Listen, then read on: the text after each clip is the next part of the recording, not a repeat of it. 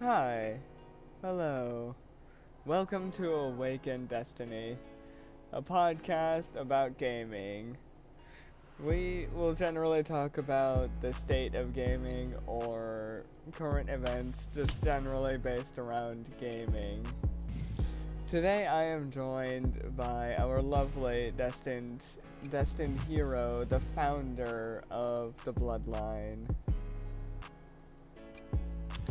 Hello everyone, it is your magnificent co-host, DestinedHero. We have a variety of topics to talk about. Maybe not as good as the first episode, but I think it should be fun enough and definitely good enough. And pretty excited. I will say I don't know about DestinedSoldier.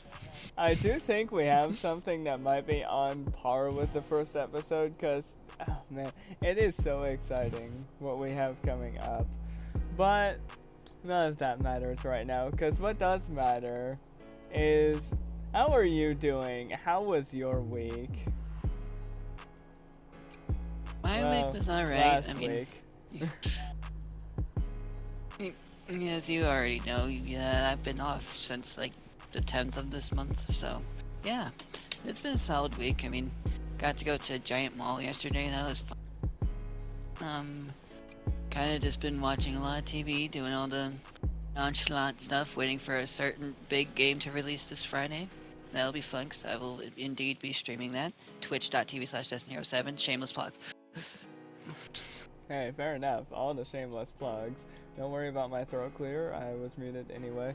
Yeah, all the shameless plugs. And yeah, I'll also be streaming whatever we have coming up in twitch.tv/DestinedSoldier. Shameless plug all the way. All the shameless Go plugs. ahead and give me a follow. Also check out my Twitter at Keastas. Keyeastas. Can't miss it. Same profile picture, different background. And follow me on Twitter at hero_destined. Same picture. I don't know if Soldier's using a different background for this episode or not. If not, then it's the exact same background. No, it'll be the same background. I can't change your picture's background. It's too magnificent. Also, it's your picture. It's only different on my picture because it's my picture, and I decided to change the background up a bit. Have a little bit of a nice subtle background with some nice colors in it. That's entirely fair. But I shall reciprocate the question back to you. How has your week been, amigo? Oh, it's been alright. I mean, the usual weeks could go better, but, that's just how it is in this economy, having to work, work could be better, just in general, but... You have to work for a living? Well, you're on vacation, so yeah. But I've been having a lot of fun outside of work. I've been hanging out a lot in VR and having a lot of fun there. That is entirely fair. It is very nice actually being in VR. I've always wondered why a lot of people enjoyed VR. Now I know. The only downside is I don't know how people get past the brick of a face mask that you have to put over your eyes. And that is uncomfortable. You have to do that with PlayStation's VR as well. Yeah, you have to do that with every form of VR there is. Unless you're in a Black Mirror episode and you can just have something planted in your head. Good old Black Mirror. But I digress. I don't think we're that far in technology yet to be able to plant our virtual reality games in our heads. I'm terrified of that future whenever it happens. Please let me be dead before that actually happens. Yeah, especially since one of the episodes where that was a thing, you could literally get intimate with another man playing as a female character and actually feel it. Yeah, that was an episode. That was the weirdest Black Mirror episode, by the way. I don't even remember the name of it. Neither do I I. just remember, I Neither. think it was two bros playing a fighting game, and my god, it turned into a bromance. Bro, it's nothing being gay about it. Yeah, that's literally what it was, too.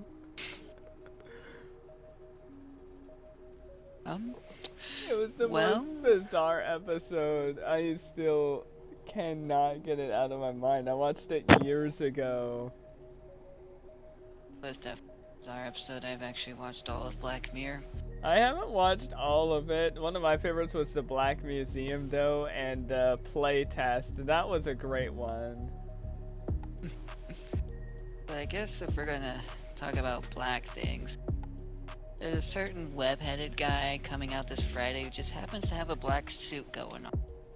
Oh yeah, and Yeah. if things go according to plan, we should be able to play as the two black web heads over there. Because one of them is going to be a symbioted black man, a black Spider-Man. The other one is just going to be him. It's Miles. It's awesome though. I love Miles. He is the best Spider-Man. Don't at me. I will at you, Peter Parker's better, but I love the updated look for Miles so much. I looks know, clean. it is interesting. I actually don't, I'm a little bit debated on that one. I see what they were going for. They're bringing in his TV show look. But I kind of like they his made it Miles better. Morales look. They did make it better, by the way, yeah.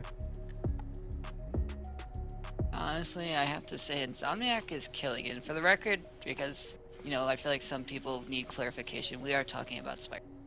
Yes, we are talking about Spider-Man.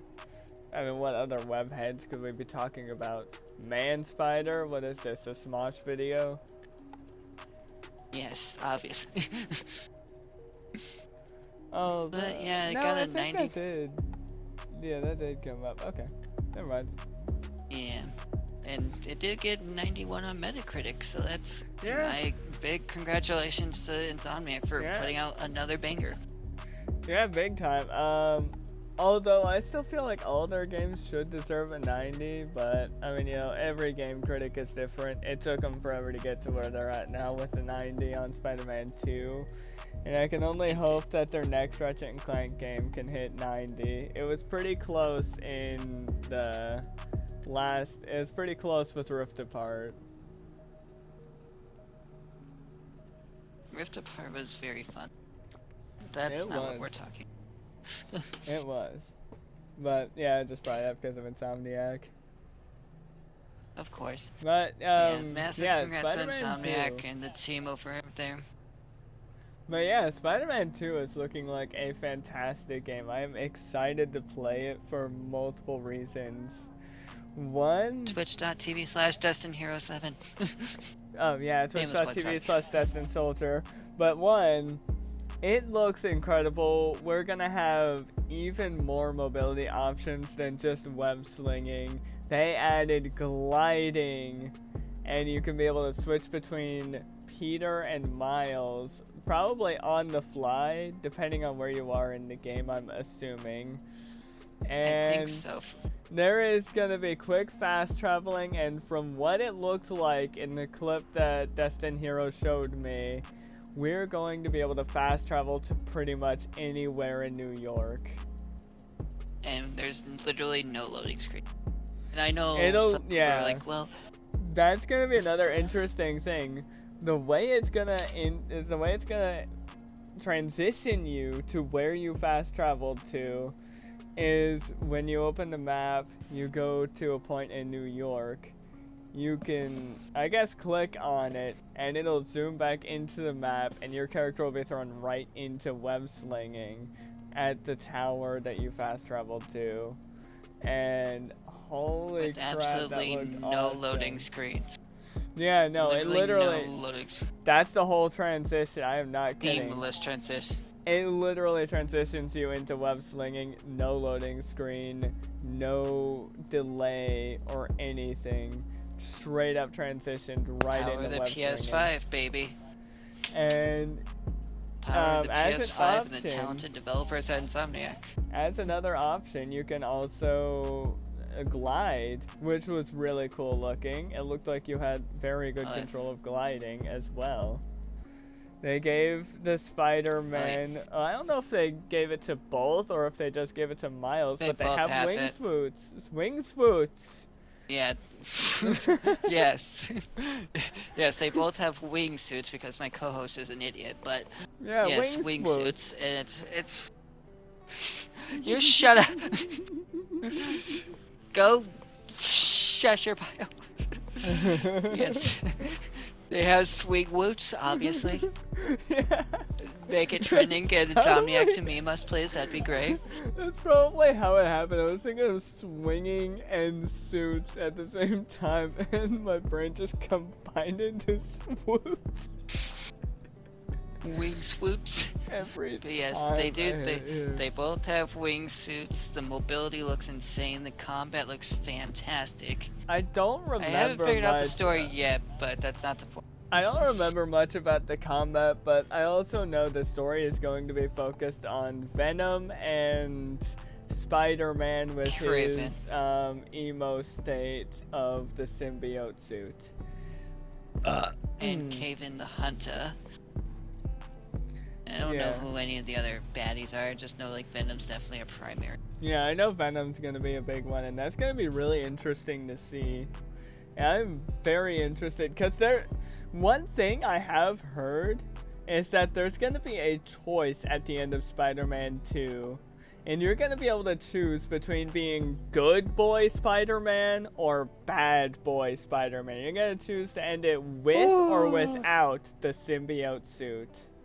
And that fascinates me. Ooh, like, yeah, if that's true, See, that's gonna be cool as shit. It's probably If the that's best actually true, version though. of. Yeah. That's a great version of player choice. Is actually pulling that trigger. Yeah, that's what I'm saying. Like, I'm excited to see if that's actually a thing. I don't know if it's gonna be the actual ending. I don't know if or Insomniac would like just straight up give that away. That's just what I've heard. We'll find out this Friday, and I feel like I'm about to pull an all-nighter. If it's gonna be playable at Thursday night, I'm gonna be pulling an all-nighter. I think I'm out of G Fuel actually. Never mind, I'm out of G Fuel. I probably won't pull an all-nighter, but I'll probably pull out a long-ass stream, that's for sure. I think I will, just because, you know, I have to work after Friday. I'd rather just get what I can out of the way. But that's not the point. Because I know I'm going to be playing that a lot. Wednesday. I think I'm going to go for the platinum in that game for myself so I can actually have another game platinum. Yeah, I might see if I can. I'll see how tough the badges are. I hope none of them are going to be a hard mode badge, but they probably will be, in which case you're going to have to carry me through that. Yeah, I'm not too worried about hard mode. And we all know I'm a highly skilled gamer in most cases. Not Fortnite, screw you. Yeah, no. There's too many sweats in Fortnite, to be fair. But we're not talking about that right now. Oh, no, we're not. What else? But I will say, before we even move on to begin with, I am curious of what they're going to do with Miles. Like, what is Miles' exact role in this story? Because we know Peter and Venom are going to be a massive thing. That is going to be an interesting thing. Like, I do wonder how they're going to implement Venom into all of this, and I can't wait to see it for myself. Because this has been a very exciting... This has been a very exciting story that they've been telling anyway, from Spider-Man 2018's remaster up to Miles Morales. It's been incredible. I am all for whatever they have planned, and I cannot wait until we buy the game. Same though. I'm very, very excited. I mean, obviously it's not my most hyped game. It's probably second, but oh no, that's still gonna be a great game. Oh no, it's definitely, it is up there. Like, we cannot deny that the game is definitely very exciting. and Oh yeah. there's gonna be a lot to it. I don't remember how many hours there are. Supposedly it's as long as Spider-Man 1, which was still fairly long, 15 actually. to 20. Yeah, it's still fairly long. And then like 40 hours for completion, so that would make it a lengthy game if you do everything. Yeah, and I probably will, all things depending. I did do everything in the last 2 Spider-Man games for the most part. Especially, I know for a fact I did everything in Miles Morales. I don't think I did absolutely everything in Spider-Man 1, the remaster, there was so much. It was daunting. I got daunted. I did a lot in Spider-Man 1. I also did a lot. I got actually really addicted to Spider-Man 1. I don't even think Spider-Man 1.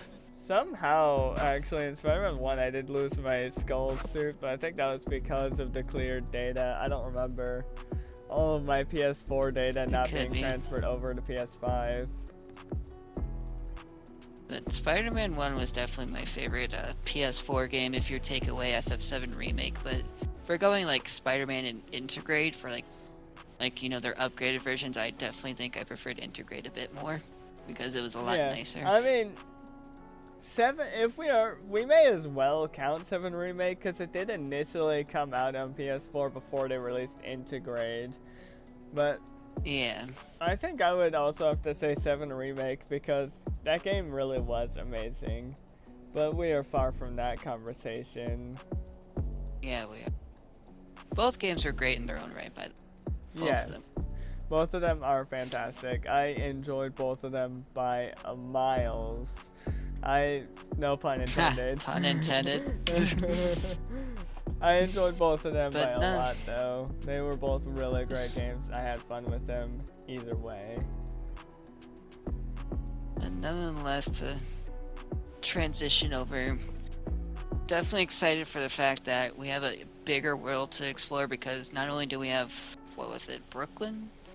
I don't know if Brooklyn was added or if that was the initial place we're in, but basically we have Brooklyn, we have New York City, and like one other thing that makes it a giant map. Oh yeah, that's right. They have more of New York in Spider-Man 2. Oh man, I'm excited to see that. Oh, I am very excited. We're gonna be more than just a friendly neighborhood Spider-Man. Oh yeah, it sounds like a flawless victory to me. We're gonna be a friendly city man. Friendly city man Spider-Man. I don't know. Your friendly neighborhood pool man. Yeah, still one of my favorite Deadpool bits. But anyways, we have to go commit a fatality and talk about the game we've actually finally got to spend a decent amount of time on since we last talked about it. That being Mortal Kombat 1. We have finally played the full game, and it's very fun. It is immensely fun. I do feel like if I actually learned the combos more on this game, I would be on MK1. I'd be a lot better than my Scarlet even. We already know how I am with MK1. Just ask the other short guy that was supposed to be here, but he's not here. He felt the wrath of my Sub-Zero and absolutely hates it. Yeah, and I do not doubt that.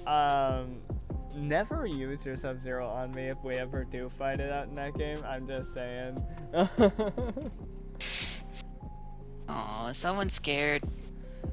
Listen, I know I've already fought AI Sub-Zero stuff been a pain in the butt, and I feel like your Sub-Zero is about to be 10 times those AIs. And those AIs have really kicked my butt. I'm not really the fighting game type. I've barely been the fighting game type before, but I still enjoy the game a lot. I've always loved fighting games. Like, RPGs hold my heart entirely, but fighting games, absolutely a second favorite genre. Mortal Kombat 1. I do love the genre as a whole, and I do think it's a great genre, but it's not one that I can get entirely sweaty on. I'm not one that can just go try-hard mode on them. If it's Street Fighter, I can't, but Mortal Kombat, Smash Bros, Tekken, Soul Calibur, we're Gucci. But Mortal Kombat 1 definitely is a fantastic game. I really love that story mode. I enjoy the shit out of Invasions for the most part.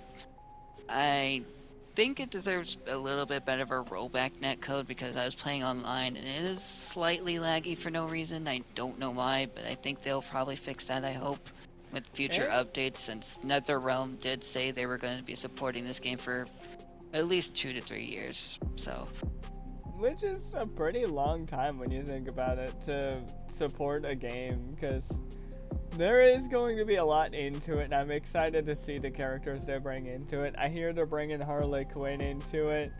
I wish they could bring Joker in with her so that we could do a Joker Harley Quinn duo like we should have been able to in MK1 or 11. But instead they gave Harley Quinn's outfit to a female character that I'm not even that good with. Cassie Cage, but yeah, I'm really good with Cassie in that game. But yeah, they should have just put Harley in. I mean, I think in the end, unfortunately, it's Warner Bros. Decision, not NetherRealm's, which is kind of annoying. It's but I guess weird when you're the publisher, it's weird. I think Warner Bros. Actually has some sort of rights to the characters. Don't they own DC to some degree, or do they own all? No, they own DC. They literally own DC. Yeah, they own DC. Because I remember in oh, where was it? It was a Looney Tunes movie. They used Batman in the movie. I don't remember what it was.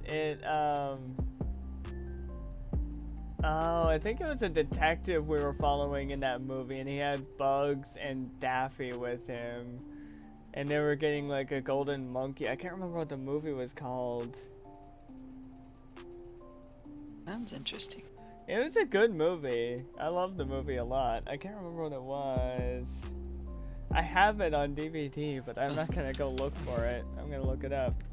But yeah, Warner Bros. Has a lot of connections to DC, and they are the ones who publish. They're the publisher for Mortal Kombat, and I don't know if they publish Injustice or they actually develop it. I'm pretty sure NetherRealm develops Injustice. But nonetheless, they both have strong connections to each other. I just think Ed Boon has to get the A-OK from Warner Bros. To do A through Z when it comes to certain things. Because I'm pretty sure like NetherRealm owns all the OG Mortal Kombat characters. Yeah, I wouldn't be surprised. Oh, what was the movie called? And I have to bring it up, but the fact that it has an 83 on Metacritic is sad. And then when you go into it, you realize it's because a lot of people reviewed the game on Switch. And it's like, Switch reviews are just god-awful. They ruined a lot of good reviews for the games that are actually really good games if you're playing them on the right platform. Oh yeah, I guess that was it. Yeah, it was. Okay, Looney Tunes Back in Action. That was the movie. I remember that movie, actually. That was a good movie. It was. It's actually a really good movie. It was a really funny movie. There are good videos or pictures to show of it. That one's pretty funny. Yeah, this old movie. It was a really funny movie. It had a lot of really funny moments in it. I liked the movie a lot. And they had, I believe they had a Batman moment in the movie, but I don't think it was that, apparently it wasn't that long, but they had the Batmobile in the movie, and it was a pretty funny scene, because I think Daffy crashed the Batmobile in the movie. She probably did. I think he did, yeah, he crashed into the water tower. That's funny to think about. Oh my god, I remember that movie better than I thought. Oh, yeah. And then Bugs fished up Nemo in the car. We just straight up went from Mortal Kombat to a whole Warner Bros. IP tangent. Sorry. It's just, I don't know why I remember that. It just came into memory when you mentioned that Warner Bros. Actually has full ownership of DC technically. So they could bring in, both of the DC characters, Joker and Harley Quinn. I think it would be really cool to see them come in together rather than separate and have Harley Quinn be a skin for Cassie Cage. Oh yeah, and it's kind of crazy because like I don't know if I saw it correctly, but the way they're even doing Combat Pack 1, they're not even releasing all the fighters all together. They're just doing it like every 2 months, it looks like, because like some of them are not coming out until 2024, and it's like, what the heck? What? I don't know why, but like, yeah, we're getting Omni-Man first. I think that's in November. I'm just like, what are you doing, NetherRealm? Wait, I thought we already had Omni-Man. Do we not? No, we don't have Omni. Oh, weird. I know that's gonna be in Combat Pack 1. Yeah, which Combat we Pack still 1 need to eventually buy. I probably won't buy it until all the characters are actually out for it, because if we're waiting each individual character, it's not even worth paying the money for yet. Yeah, I know. I mean, I might still pay for it just for the sake of having more characters to play as, but I don't know. That's my one critique with this release of Mortal Kombat. Just release them all at once, don't waste our time. But for the ones who reviewed it on Switch, I hope you know you did it to yourself. Yeah. For anybody who played MK1 on the Switch, I feel bad for you. Also, I'm a little surprised they released it on the Switch. That seems like a horrible platform to release such a beautiful game on. Maybe if it was cartoony styled, but it's not. That's all Nintendo Switch is good for, is cartoony style games like Breath of the Wild or the Mario games that are actually good. Most Mario games that are coming out anymore are actually becoming pretty good. Like, I'm still excited for a certain one that we'll be talking about in a little bit. Yes, yes, that is true. That is true. Or ones I might actually pre-order my first Switch game. To bring up with that, but that's later. But all in all, Mortal Kombat 1, great game. Probably shouldn't be on Switch. Same with Hogwarts Legacy, but that's not the point. Did it even get released on Switch? I thought it got canceled. It's getting released next month on Switch, unfortunately. Wow. Well, it's gonna get bad reviews, just like MK1 on Switch. I'm sorry, but there ain't no way they're gonna be able to optimize that beautiful game to run perfectly and still beautifully on Switch. Thing is gonna look like its GameCube era of Harry Potter games. Pretty much, and it's probably gonna get reviewed on, which means its Metacritic probably gonna go down, because again, the Switch brings everything down. Yep. Literally. I'm sorry, but Nintendo Switch with third-party titles, not a good call, not a good idea. No, it's not. But because so many people play on Switch is why it's even a thing, unfortunately. There are certain third-party games I'm sure work well on Switch. Like Uno is definitely one of them, because it's such a simple game. I'm sure it's fine on Switch, but to have a game of fighting and super high quality with next-gen capabilities, pointless. Completely pointless. You can't have next-gen games go on the Switch. It just doesn't work like that. Especially since you're developing them with a next-gen system. Now, I know you probably also develop them with the systems you plan to put them on, but you start off with one and move on to the other unless you have multiple teams doing both at once. Which they probably do, being that's NetherRealm, but... Yeah. But yeah, MK1 being on Switch seems like a really bad idea, because Fortnite on Switch is already not that great as a whole. Because Let me mention the Itachi skin for a minute. It can look really cool on like PS4 and PS5, or probably even Xbox One and Series.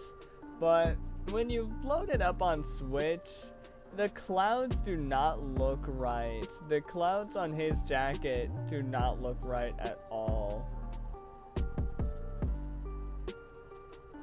No, they do not. And that can Rick's go face for... looks like a freaking butter. Yeah. Oh yeah, Rick. I mean, it gave Rick a butter face when you first load him up, and it takes a minute for him to actually show up even slightly good. Slightly. And yeah. It starts off with the most potato graphics, and you have to deal with that every match for the first maybe 5 minutes of the match. So Switch is good if you don't want to render bushes people could be hiding in, I guess. Yeah, Switch is good if you don't care about your rendering and you will play on a barely 30 FPS platform. Literally barely 30. And it still has worse lag spikes than you could ever have with network lag that you end up getting every now and then in the game. That's why you need 60 FPS for modern gaming at this point, because otherwise you're going to have those stutters and the game's just going to feel weird.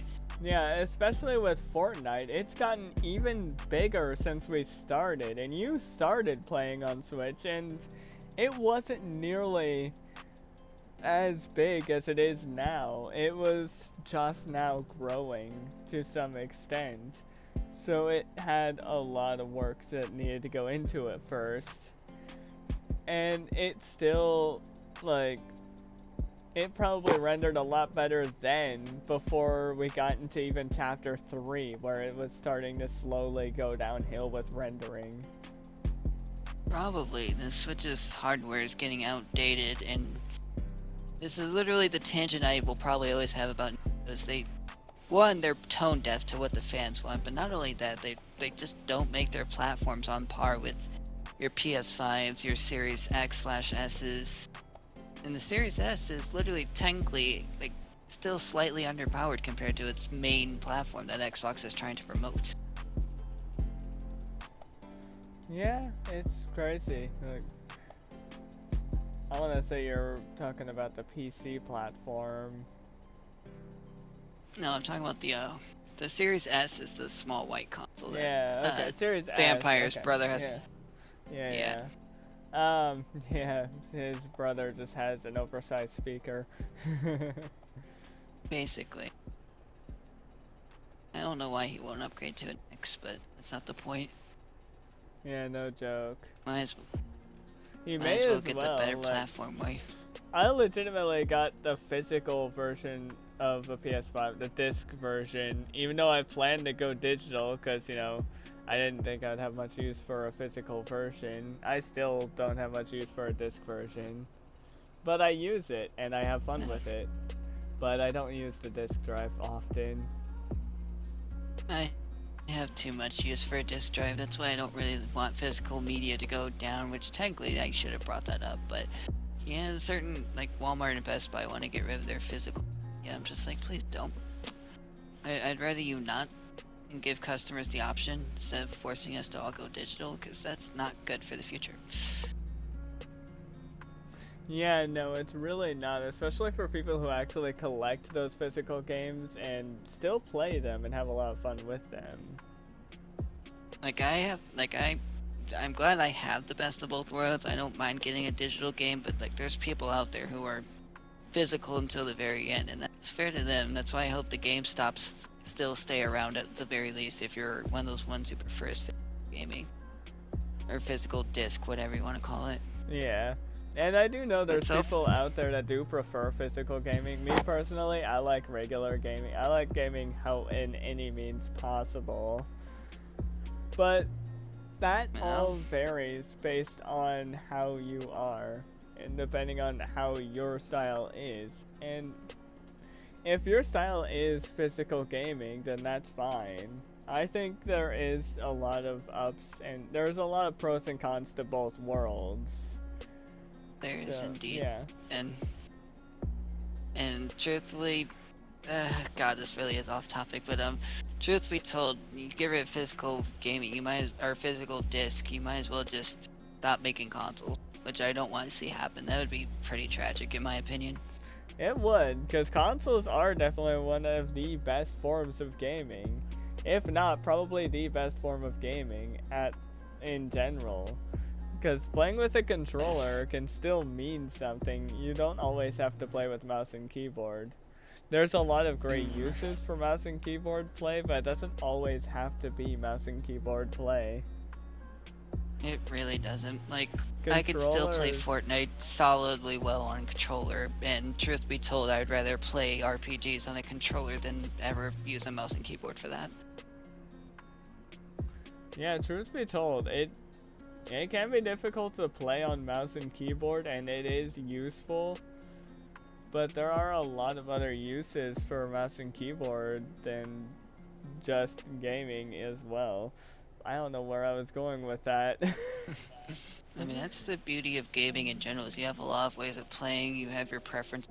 I mean, that's why you shouldn't take it away physical media. Like, I mean, for right now, it is just like movies and Blu-rays, which I'm okay with. You have all these streaming services that already play this stuff, so there's not much of a point for that type of physical media, but like, getting rid of it for gaming is like, you might as well just make PS Plus and Xbox Game Pass free. I mean, you don't really need DVD players anymore. I am happy. We have a lot of movies anyway. We don't need all of that fancy stuff because we don't need the discs anymore. We can pretty much stream the movies in anywhere. Like, I actually have a good movie selection to choose from on Amazon's Prime Video. Because me, my mom, and my brother, we share a same Amazon account, and four actually, my other brother also uses it. We all four, actually I think it's mainly us three, we buy movies on Prime Video, and we just have a huge collection going there that, if over time, it will eventually top our physical movie collection.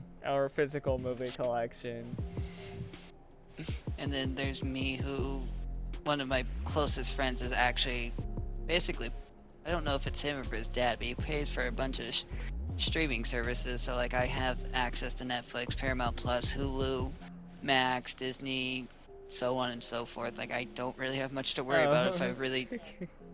Speaking of, I need to give you my Max back. I forgot about that.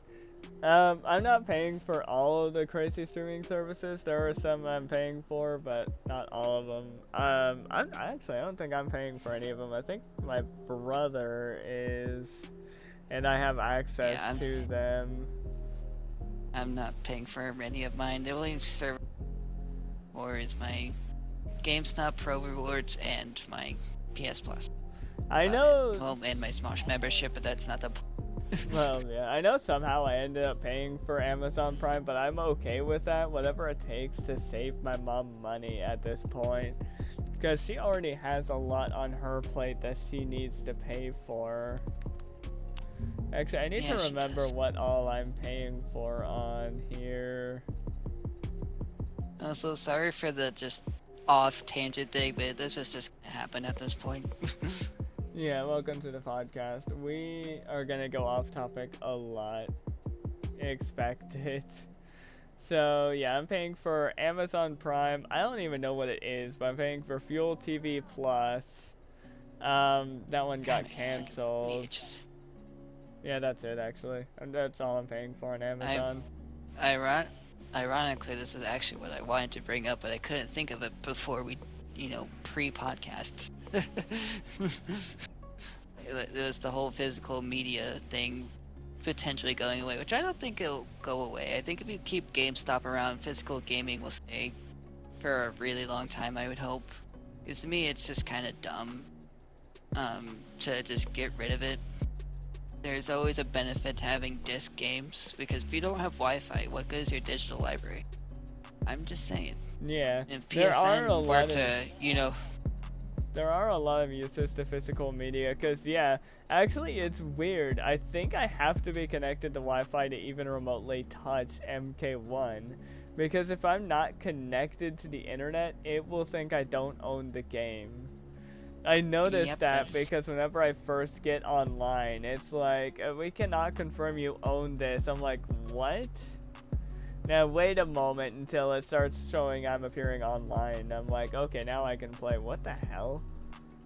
Yeah, that I can confirm that as well because I have Final Fantasy 16 digitally, and there was a small period of time. It wasn't a long period, but it was a small period. I didn't have Wi-Fi for a little bit, and it wouldn't let me touch it. So I was just like, man, see, this is kind of why physical media shouldn't go away. Because if I want to play my games, I should be allowed to play my games. Yeah, like physical should be a nice backup of games you can start collecting so that when your digital library doesn't work, you will have physical games that you can play. Because, exactly. I mean, I don't even know why it's a thing that you need to be connected to the internet to play your physical library or your digital library. It shouldn't. Like, if you have it installed, obviously you bought it, you didn't pirate it by any means. I would understand if it seemed like it had a suspicious file in there that's like, hey, you're not supposed to be owning this. But I would think if it was downloaded from the original PlayStation Store, the official, not original, the official PlayStation Store, it wouldn't have any kind of suspicious files. That's what PlayStation should be looking for, is any suspicious files that are not officially installed with the thing before saying, hey, you're not online, you can't confirm you own this. Especially when you have the receipt in your email saying that you bought said thing, which means you do own it. Exactly. But no one thinks that far ahead for some. And it takes forever to download digital media. I mean, it takes a little bit to download physical too, but MK1 was such a big game. It took a long time to download. So I had to wait there all day, passing the time by any means necessary. I don't remember how. I think I was just watching YouTube and TikTok while waiting.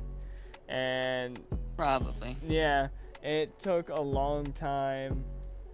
And now that I have it installed, well, I've had it installed for a while now. I just haven't played it in a bit. Take a bit of hiatus from it, I guess. But ever since that day when I finally got installed, I hopped on. I didn't have the error code then, but the next day, when I was done with it that night, I was trying to get on it and I had that error. I was like, what the heck? What does that mean? I tried a few times until I was finally online. I was connected to the internet. I was like, oh, I have to be connected to Wi-Fi apparently. That's something I think PlayStation or just Sony as a whole should go over.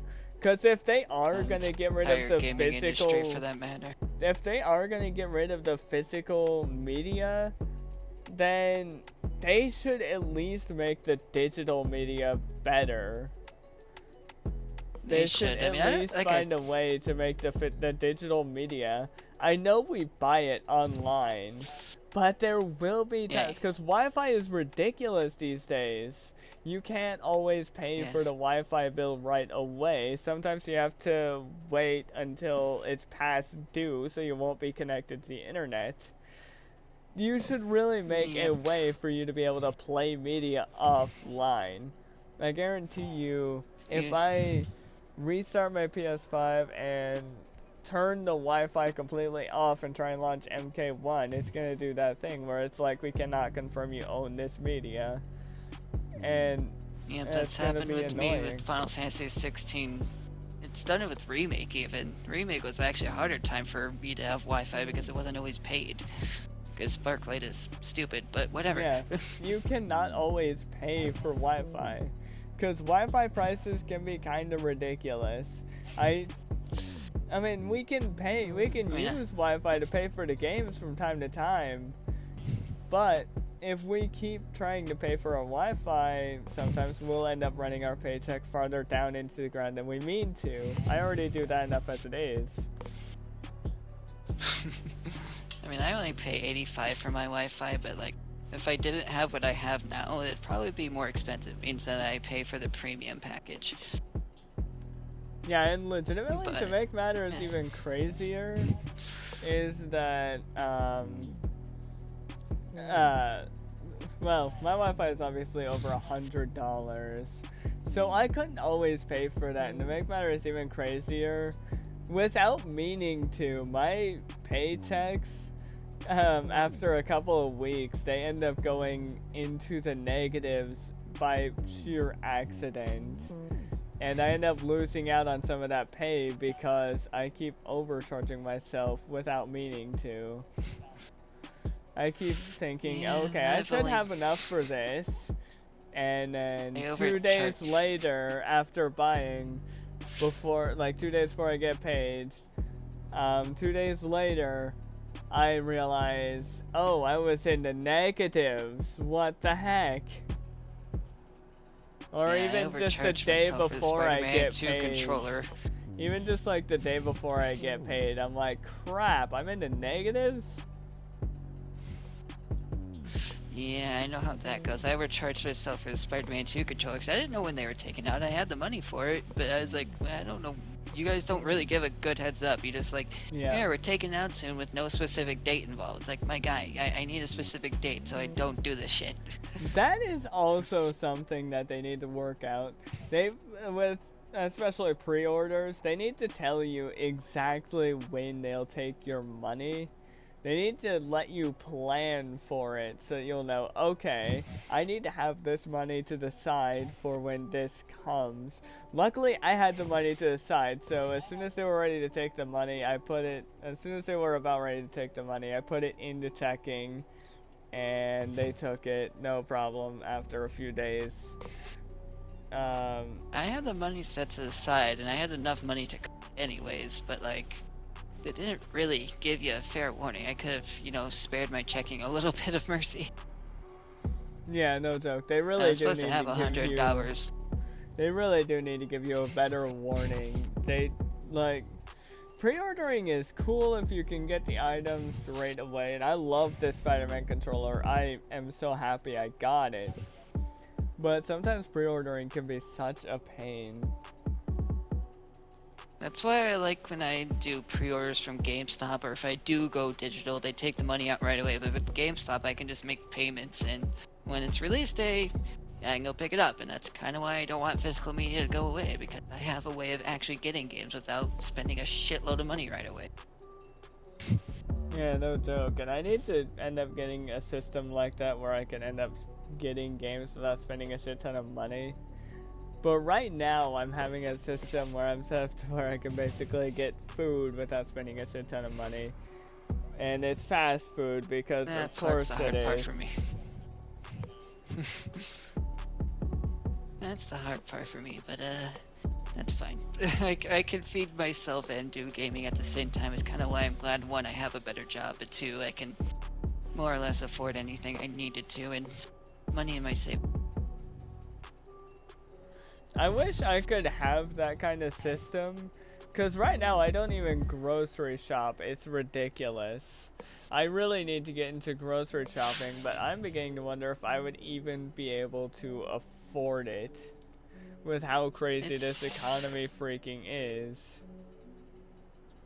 Well, yeah, that's why I don't have as many subscriptions to certain things or streamers or whatnot, because I would not be able to afford all of that at once.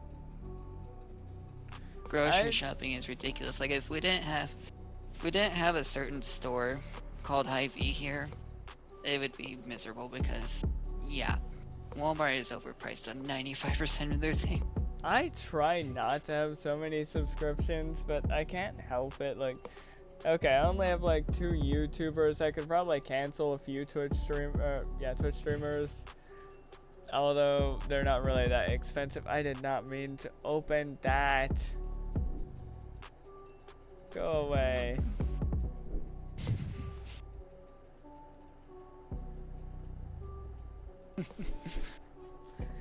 Seriously, dang, this might be the longest part of the podcast. Oh, I don't even I know where my think we should phone is. I probably wrap couldn't this check tangent how I up did. soon. Yeah. But it is ridiculous trying to pay for subscriptions at times, and while balancing it with bills and food, it does not work as well as you would hope. Especially since I get nothing but Yeah, fast food that's at this point because I can't think of any other food to get. Like, fast food has been the easiest for me to afford at this rate. I'm glad I'm able to afford groceries, and it makes me glad I only have the small subscription, but I kind of wished I had Spotify and Discord Nitro and like a few Twitch streamer subs, but I know I couldn't balance all of that by a mile. I could Although probably keep balancing Spotify and Nitro, assuming I can probably get rid of a few Twitch streamers. And see, this is how I've been balancing my money, and it's a decent system. I put a good portion of the money from my paycheck into savings, and a small portion of it into checking, and whatever I have left in credit is what I can spend freely. And what I have in checking is what goes into subscriptions, and what I have in the savings, some of what goes into savings goes into etc. bills, like the, I'm gonna say, my mom's loan bill, which is $200. But I usually end up having more than that put into savings, so I'm usually fine. And to some extent, I usually end up having leftover in savings, so I can still keep building up my savings account slowly. this is why I'm glad. See, even if they were to take away physical media, which I still don't think they fully were, why I'm glad we game share, because it makes things a little easier on the ball. Yeah, it does. Like, With if there's you something paying one of for us premium, wants. yeah, like with you paying for premium, if something were to drop into the premium shop, I could literally log into your profile. I probably shouldn't right now because you're in a Discord call with your profile. I don't know if that would affect that. It won't sign me out. We've already tested. Oh yeah, we have, haven't we? Yeah, Look, I don't want to unplug my headset at the. Yeah, where's my remote? yeah. I'll just turn my TV all the way down so it's not so loud. That way I'm not getting caught up on my cord. But yeah, I actually don't know if anything's happened with premium lately. There's been some solid drops on there, just not any noteworthy ones, honestly. Just if you want to play Sea of Stars, that's pretty good. But that's about as much as I can say. Because right now, hold on. I'm probably always gonna at least stay subbed to premium even really anymore. Fortunately, I kind of forced my hand on that one. Yeah, like Near Replicant was good, but I know you didn't really care for Near Automata much. Yeah, unfortunately, like I wanted to get into it, but it didn't seem interesting enough to me. Like, if you're a fan of Nier, that's cool. I will say, Cloudpunk, what in the... Yeah, some of this stuff's weird, but also never touch Star Ocean with Your Life. Those games are trash. There's some really good stuff with premium. They're gonna be adding God, I don't even remember what this month's premium games are gonna be. Yeah, like I know they announced it, and I'm just very. Yeah, I Yeah, that's why barely I like. remembered to check out last month, because I know that's another thing I'm subscribing to. I'm actually subscribed to PlayStation Plus, just not premium. I couldn't afford premium. That's too much for me. So I'm glad you're paying for it, so I can at least get out of what I want out of it. I almost couldn't word that right. Yeah, that's one thing I'm good at maintaining. At least premium. I wish I could maintain it yearly. That price check was so. I'll do it quarterly because. Yeah. It does help to like have the money prepared, honestly. Oops, sorry. Because that, like, $30 raise, we're doing good with the 120. What were you guys thinking? I mean, granted, I could pretty much change it to yearly at any given time. Have them. It's tempting to do sometimes, so I don't have to think about it, but once it gets close, just add it on another 3 months. Sounds like a very strategic idea.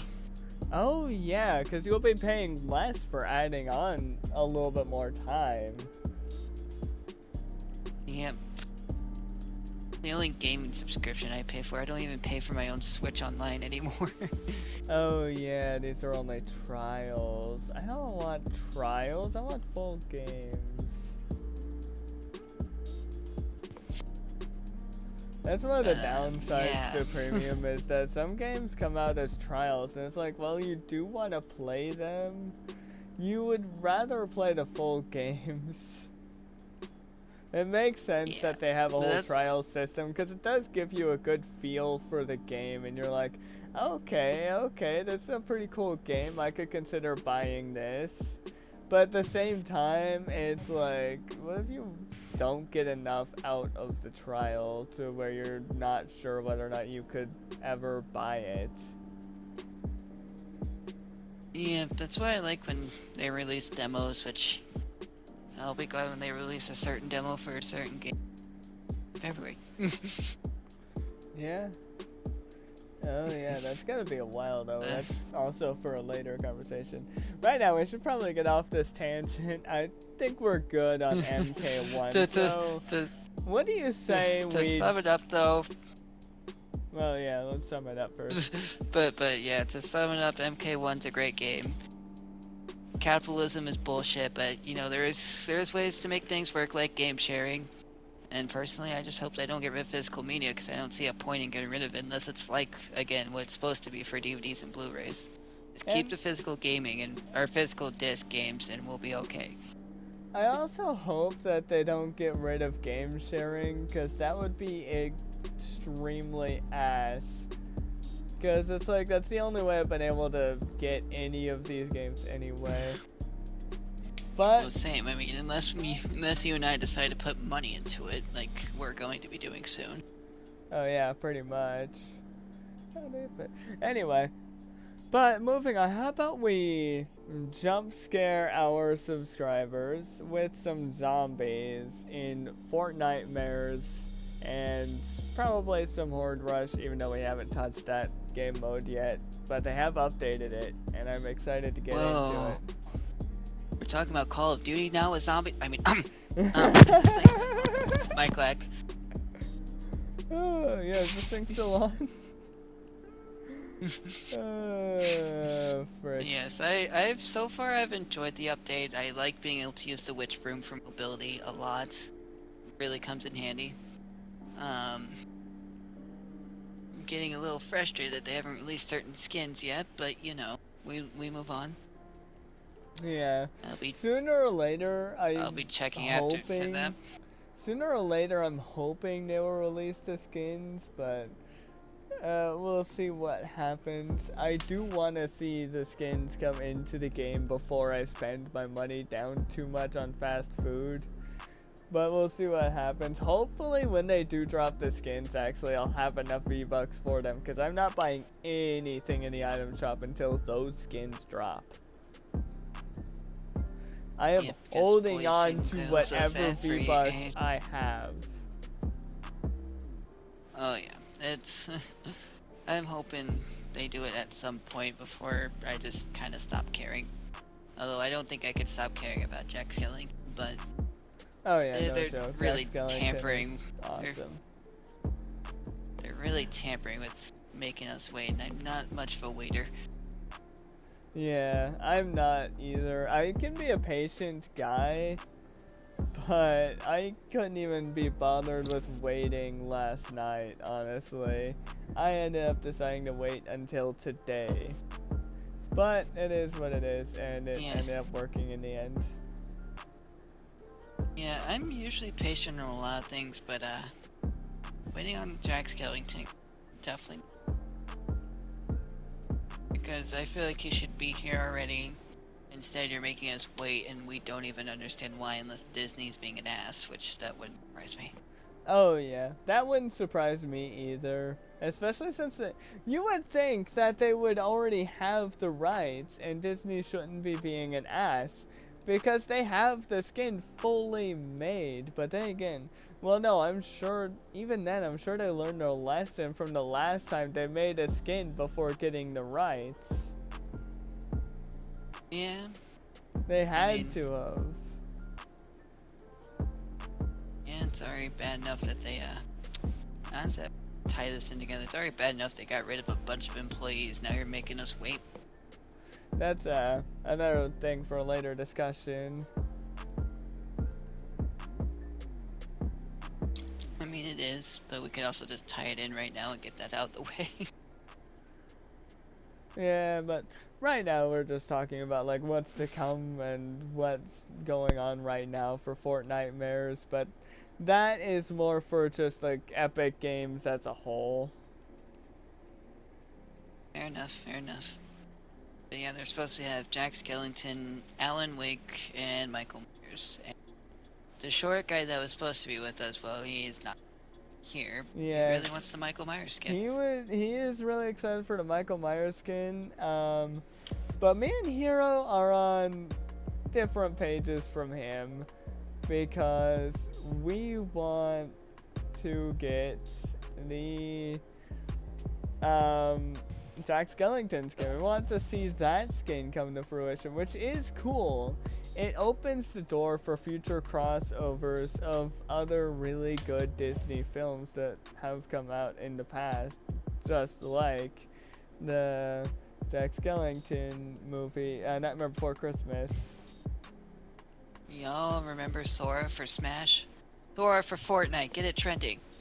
Yeah, let's go. Let's get Sora. And you know what? Not just Sora. Let's get all of the fantastic Final Fantasy main characters we have ever seen in the Fortnite. Get it trending. Starting with FF7. Let's get Cloud in Fortnite. Hashtag get it trending. I've got that backwards. Hashtag get Cloud in Fortnite. Get it trending. Hashtag Cloud for Fortnite. Hashtag Sephiroth for Fortnite. Hashtag Zack Fair for Fortnite. Yes. Which actually I feel like he should have dropped in Crisis Core Reunion, but that's not the point. I mean, he could still drop for Rebirth. According to Katase, I think he's playing a big part in Rebirth. So. Yeah, you do have a point there. But anyways, we're not even talking about Rebirth. Yeah, we're not even there yet. But yeah. Can we just skip everything? But yeah, Fortnitemares has been pretty cool though. A little disappointing compared to, unfortunately, compared to last year's, cause at least last year had those really fun jump scares that would happen every now and then. They had like more unique mythic with the wolf claws. Apparently that witch room was in was a Halloween event at one point. Yeah, I was told it was. I was like, yeah. Remember, but then again, I've only been faithfully playing since point. Yeah, we haven't like fully faithfully played. You haven't faithfully played until season 6 when you got to page 9 in the battle pass and didn't even bother with Raven like a butthole. I mean, what? Yeah, but I mean, technically speaking, I still faithfully played since 2019 though. I think that's when Chapter 2 season dropped. Yeah, I have no idea. It was a good season. And they've been around there. I know they've been playing for a long time now.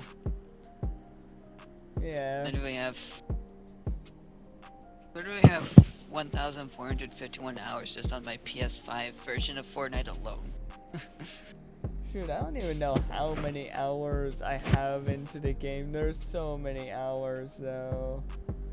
Total hours are probably over 2,000.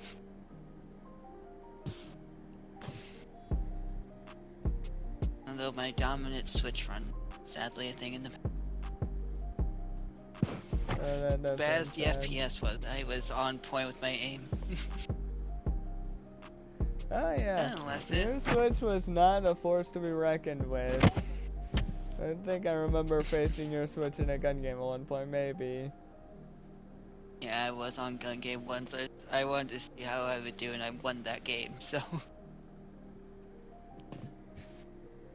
as ugly as that game looks on Switch, my skills on Switch are stupid. Yeah, it's ridiculous. I don't know how you're so good on the dumbest platform ever. Question that remains to be seen. That's for sure. I digress. I think next up, we should transition into our favorite red boy who got an not so faithful Switch Switch OLED variation. Paper Mario Remaster. Are you talking about Knuckles? I mean, he's not talking about Knuckles, son of a bitch. Yes. Fuck that OLED version, but the Paper Mario remaster. Me and my brother, Destin Big Head, because I don't know what the heck to call him. Him and I grew up playing that game. Him and I were big GameCube guys. Like I still have my GameCube. I just don't have a copy of the game. DM me which brother you're talking about real quick. Maybe I can come up with a Destin name for him. Yeah, I went through. Oh, he is the cooler one. Same guy who got me into Final Fantasy, and I'm a faithful Final Fantasy. Wait, what was his streamer name even? Oh yeah. Oh, I'm dumb. Yeah, Educated Lives. That's my brother. That's him and I played. Him and I played that game growing up. He was always better than me at games growing up, and sometimes he's probably a bit better now. I could arguably say out of all of our brothers, I'm second best at RPGs by faithfully, because I'm good at most games. I've beaten all the Kingdom Hearts games on critical mode. I've beaten 7 Remake on hard mode. Working through Tales of Arise on its hard difficulty. I'm just a masochist. Yeah, you are. Cause I haven't played much 7 Remake on hard mode, but I can only imagine the pain you had to go through for that. Because there is so much to 7 Remake hard mode, so many bosses that you had to fight through, and you still don't have the game platinum. I'm so close to that game being platinum. But that is definitely the difference between me and Educated. Is he has a lot more plats than I think he has a better attention span when it comes to getting trophies than like he puts a lot more time into games. He can. I mean, I want to sit down and put that much time into games, but my brain gets very full. I get overwhelmed a little bit. Like, yeah, games are very overwhelming at times. Like, I was trying to play through Arkham Knight while I was waiting for, my cloud gaming thing to load through. I didn't even feel like it. Like, I got, not even a quarter of the way into the game, and I was just like, I don't feel like it. This game is cool and all, but also, how dare you burn Joker at the start of the game? Joker's, the best character. Way to spell Harley Quinn, but it's okay. I'm kidding. I don't think Harley was actually in that. She was. I don't think she was in any of them. No, wait. Yes, she was. She was in one of the earlier Arkham games as a boss fight. I think she was in Arkham City. Yeah, it might have been. They need to put Arkham City on PlayStation Plus. Holy crap! Because right now they only have Arkham Knight. And I like Arkham Knight, but I mean, I want to play other Arkham games with the other great villains of the Batman City. Is my personal favorite one. That one would also be great to put in PlayStation Plus Premium. Just put all the Batman games in Premium. Come on, put them all in. Let us play them all. I would love to play through that story because I want to see what led up to Arkham Knight. What led up to the Joker getting cremated? It would be interesting. Honestly, speaking of platinums, I am currently on 16's platinum run. I might get back to Saints Row. I don't know. That feels a lot more complicated than what I thought. 16's platinum's not that hard though. Shocking. I just gotta do some research into some of the trophies. Yeah, there's a lot to do in Saints Row. Holy crap. We need to get back into that too. I can build the tower. I got to the point where I can do the very last mission and build the tower. Nice. But I'm waiting for you to get back on so we can do that part again together. Yeah, I'll be on that probably tomorrow on. But yeah, I'm also... What else am I... Oh yeah, I'm already halfway done with Mortal Kombat 1's trophies and I didn't even know that. Which is insane, but I've grinded that game to oblivion. I don't know how much progress I have in MK1 with my trophies. I haven't looked. But I know I've earned a few at least while playing through the story and doing a little bit of invasions. I know I could always easily platinum the classic Final Fantasy, but touched FF in ages. I need to get the rest of the collection, but I'll come around. Yeah, you're still working on the 8-bit collection. I know we have the 3D collection to its fullest at this point. We have 7 through 15. We don't have 13 though. I don't know why they haven't done 13. Outside of that, we're not missing much. 7 remake, we're getting 7 remake, obviously. Not many FF titles were actually missing at this point. I mean, I need to get Strangers of Paradise, but if I play that, I want to play it. And I don't feel like trying to play. I could have gotten Strangers of Paradise. GameStop had it literally for $5, brand new. But that's... If you're gonna get it, you may as well get it digitally so we could both play it multiplayer at that point, though. Okay, let me see how much that is. It is a thought. I mean, yeah, it's definitely not touching my favorite Final titles, but for ownership's sake, that's literally the only reason why I would. Yeah, that is, I think, the only FF game that we are missing, too. Oh. $40. That's not bad. If it ever goes on sale, pick it up. For digital. I definitely want... At this point, I want, like, every FF title because why not? Yeah, who knows? Maybe eventually when you buy it, we can play it. Like, eventually. Maybe we can even stream that. Like, you've been streaming It Takes Two. Maybe we can stream Strangers of Paradise. Yeah, that sounds like a good idea to me, honestly. Yeah, we can go through the soul style. We can go through the soul style hell of Strangers of Paradise together. Yeah, I mean the game's not that complicated actually. If you understand the battle system, easy. I'm sure we could figure it out. 16 feels more soul style than Strangers of Paradise somehow. In its own way, yeah. But then again, I don't know how hard the game gets. I've only gotten the first 2 bosses. Oh, what, Strangers of Paradise? Educated. Yeah, Educated has... And I played it, then I kind of got bored. Like, this is something I definitely want to play multiplayer. Yeah, it's probably something better played multiplayer anyway, because it's one of those kinds of games. And it's really cool that it has multiplayer functionality to it. I love that a lot. I really do. Yeah, that's one of those games where first half of the story sucks ass, but like the gameplay is at least good enough to do multiplayer and have fun with. It's one of those games that you definitely don't pick up day one, even if you are an FF like I. Yeah, no joke. Like, it's not easy to want to pick up games at day one, especially for certain games to be, like, if you want to pick up a multiplayer game day one, they can be pretty fun. Multiplayer games are amazing, honestly.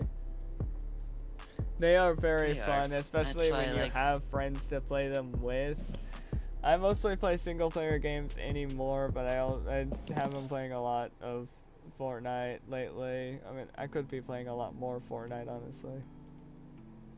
I could too. I've been watching a lot of TV really, because like again, the only game that's coming to mind that I would be religiously spending my time.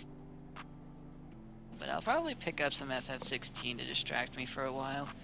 I kind of have been needing to get back to it, and I've been missing playing an FF title. Remake right now is what I want to do just yet. Yeah, I also need to get back in this. Like, I really need to get back into 16. Like, I don't know why I haven't been playing it. I don't know what's wrong with me. Wait, this isn't even a Paper Mario remaster talk anymore. What happened? Welcome Okay, to hold on. Awaken Destiny, the podcast where we talk about Episode games 2, and to go off into Tangent Boogaloo. tangents. Welcome to Tangent City. Welcome to Awakened Tangents. Welcome to Destined Tangents. I can't even. We really word did that go right. way off there. That was Oh my even God, worse I than don't what even- happened in our Fortnite match. MK1 Tangents. Jesus. Wow. Oh my We're sorry, God. everyone. Okay, this is what happens. You're just talking to two very passionate gamers. Listen, we didn't promise professionalism. We just came here to have fun. We run off passion and fun when it comes to gaming. Very Trust me, much both of our so, dream and jobs revolve around gaming, so... we still have a lot of fun talking about all this stuff. But, what else was there to say about Paper Mario? I don't know anything about the franchise, it's- honestly. Hate me if you maybe- want. You're probably going to, but I don't think I've hardly ever touched a Paper Mario game. They have the first one on Switch Online, and that was also... but Thousand Year Door, that is absolutely my favorite Mario game. Well, I should say favorite Paper Mario. I think Super Mario 6 would be my favorite Mario game. I'm not too sure. But it comes out next year, I believe. Next winter or something. I don't know. It seems a little far away for a rematch. Nintendo is Yeah. Nintendo. Yeah, I'm that still does gonna seem end a up bit. shelling out that $60. That does seem a bit far away for a remaster. They have to be doing way more than just remastering the game if it's taken that long. I think that I have a feeling, and I'm still gonna shell out the 60. Again, Mario's a franchise I'm willing to back up because Nintendo's saving grace wouldn't come to me at this point. God, why do you That keep and cutting Fire out? Emblem. Am I cutting out? Oh crap! Actually, I know why. Oop. There we go. I forgot when I charge my controller. That's what happens. But yeah, Mario is Nintendo's saving grace, so I'm definitely gonna be shelling out that $60. And they're probably doing more than just remaster. If it's taking that long. Yeah, that. I mean, I don't know why it seems to be taking that long anyway. But oh Let well. me see when that. I should see when they're actually gonna before continue. Seriously, Mario why do you keep cutting out? That door. makes no sense. It's like you keep losing connection for like 2 seconds, and then or like a split second, and then you start going back into, you cut to like a different word than what you were initially saying. Okay, so yeah, they're doing it for 2024, and I don't know why I'm cutting out. Let me try something.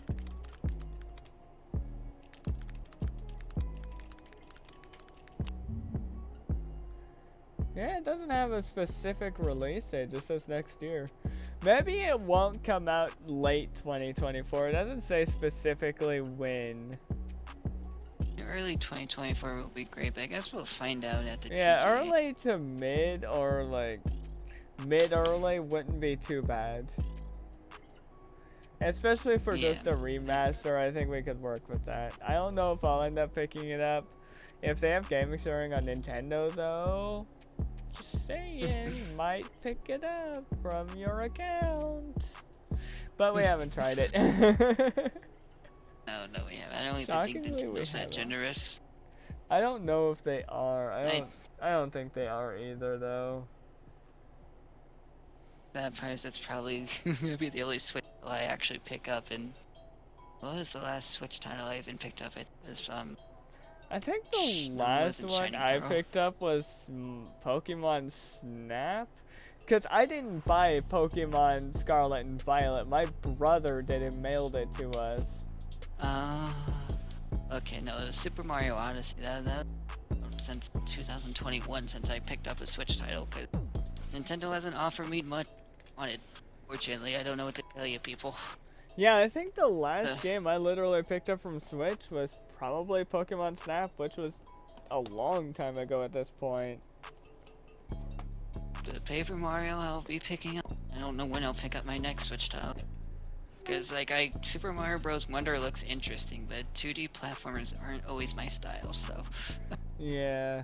I mean, I might still end up picking up Super Mario Bros. Wonder, though, but I don't know. I mean, eventually, I still want to play through Super Odyssey. Mario Maker and Odyssey, yeah. Oh, yeah. Super Mario Maker's another one I would need to pick up, and it's crazy, because, again, Mario is literally the one thing I want to pick up on Switch anymore. Pokemon just went down the drain. Zelda's not really gonna. If they ever, put Twilight Princess on Switch, I mean, I'll go pick I'll it pick up. that up if I'm they just ever put saying. it on. Literally, I will spend money on that, Nintendo. Just set it up for I'm the just Switch. saying, we're giving. Or if you're Oh. or if what I'm hearing is true and you're planning another console, drop it on there. Maybe make that your first game for the new console. Yeah, they are definitely rumored to be making another console, and it's like, yeah, just make sure the specs work. Yeah, make sure it's better than the Switch. Make sure it's at least almost on par with the Xbox at this point, because we know you're not going to be on par with the Xbox at this point. You're not even on par with it now.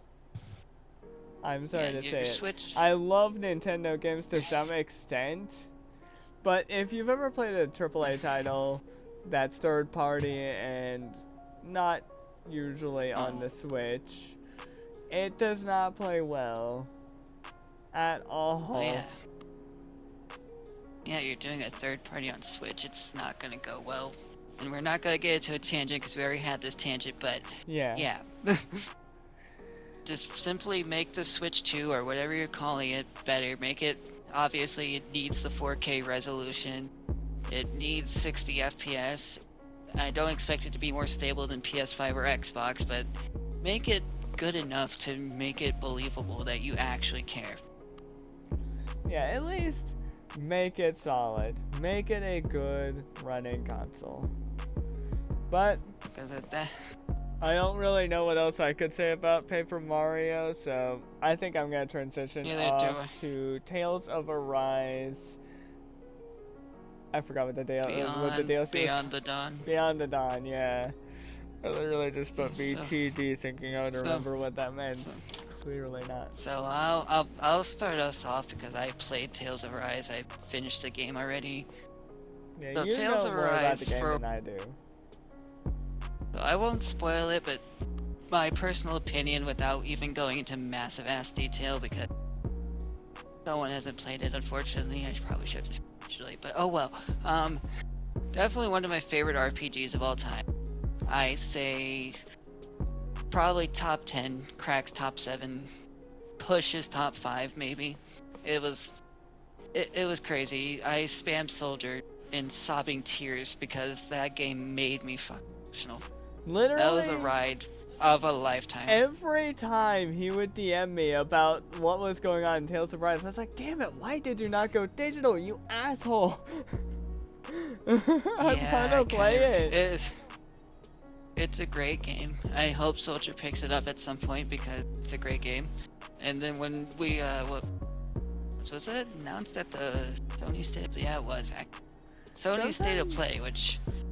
Sometimes yeah, I wonder if I could ever pick up Tales of Arise at this point, because there's so many games I need to focus on that are coming up soon. Like, I need to focus on Spider-Man 2, I need to eventually pick up Boruto X Naruto's new Ultimate Ninja Storm game, I need to eventually Yeah, that's something pre-order we gotta work FF7 Rebirth. Yeah, there's a lot of games. Tales of Arise is late for me at this point. It is late, but it's also not a bad time to pick it up with Beyond the Dawn on the way, which looks like a great DLC. I mean, I can't go into spoiler territory, but it's gonna be, I believe if I'm seeing that right, it is continuing from the game's ending with perfect. I'm really hyped for it. I don't know when I'm picking it up, because again, I'm going to be faithfully playing Spider-Man 2, twitch.tv/DestinedHero7, shameless plug. Anyways. Yeah, we don't know when we'll get to it. I especially don't know when I'll be getting to it, because I have a lot of games I need to focus on buying, and with my current paychecks, I don't think I could ever be able to afford to get it anytime soon with all the games I'm wanting to focus on first that I know are coming out soon that I really want to play. And it's gonna be really hard to balance through all of that, is what I'm saying. Especially with my problem with having to do bills and having money taken out for subscriptions, which I need to figure out how to balance that better. Wish me luck. I don't know if I'll end up picking up Tales of Arise anytime soon. It'll probably be 2025 by the time I'm able to play Tales of Arise at this point. Jesus. Maybe even 2026. That's a long time. I should just lend you my game disc right now. Literally. Get your ass playing it, or I swear to God. I don't feel like I could end up playing it anytime soon. I don't feel like I could end up buying it. If they keep releasing all of these bangers I'm gonna want to pre-order, it'll take forever for me to get Tales of Arise. Even with the new DLC coming out. I mean, honestly, same. Like, I love Tales of Arise. Obviously, I had the luxury of PS5 and getting the game with the same week as getting PS5. So, like, that was literally my first PS5 game. I didn't finish it right away. I took a break because I was overwhelmed, and then getting into it, and I was like, dude, this game's incredible. And it's sad because I have a friend, Brandon and I are both, or Soldier and I, shut up. Soldier and I are both friends with, and she doesn't like it as much. I was like, dude, probably better than the other Tales games by a mile. Outside of maybe Berseria. Berseria was insane, but I think the only reason why she doesn't like it as much, though, is because she hasn't had the luxury of actually playing through the story. She's only played through the demo, which is all combat-based. It's giving you a taste of the combat. But there's obviously going to be a lot more story than what was put in the demo. Well, yeah, you're gonna... Just for completing the story, it's a 60-hour RPG, so... It's really good. I love it. If I have to, I'll fucking pay for Soldier to have the damn game just so he can play it. Definitely a strong title when it comes to one of the best RPGs to exist. It deserved winning RPG of the year in 2021. Don't even care what anyone says. I will play that. At times, I'll probably play that game. I'm replaying it a little bit currently, but I didn't like... My only criticism is the beginning was a little stale, but it gets so much better after that. I mean, I don't doubt it. That's usually how games go. They either get stale at the beginning, or they start getting stale over time. Which, unfortunately, can be said about Hogwarts Legacy. Like, it started off fantastic in the beginning, but over time it got stale. I still enjoyed it a lot. Yeah. I still loved Hogwarts Legacy. Top game of the year for me this year, but... I mean, that is the unfortunate truth about games, is that they will get stale unless you are really passionate about the world like I was. That's gonna be me with 7 Rebirth. I'm just gonna... Any criticisms I hear, I feel like I might just shrug it off, because I did it with Remake. I was just like, dude, I'm so passionate about this game. I'm having fun. I'm obsessed. Midgar feels fucking alive. I want to see more, and here we are at Rebirth. It's like, yes. And I know... That was literally me with Hogwarts Legacy. You with 7 Remake and what you're gonna be with 7 Rebirth was me with Hogwarts Legacy and being able to see the full world of Hogwarts alive. It was amazing. I feel like you might join me on that Rebirth part. Oh yeah. That's not the point. Oh yeah. Because I was also literally excited to see Midgar living and alive and more... able to, I guess, more interactable? I don't know, what's the word I'm looking for? Definitely interactable, lively, Lively, you know, actually shining. more detailed, more everything, really, more everything. Interactive. It was Intermission more everything. even made It was mid card fantastic. like that much better. Oh It yeah, was. because you got to Intermission see even more added of. onto that when you could. Yeah, you got to see the Midgar. parts of Midgar you didn't get to see in the original. Well, you also got to see the parts you already seen, And but you, not the point. and you get.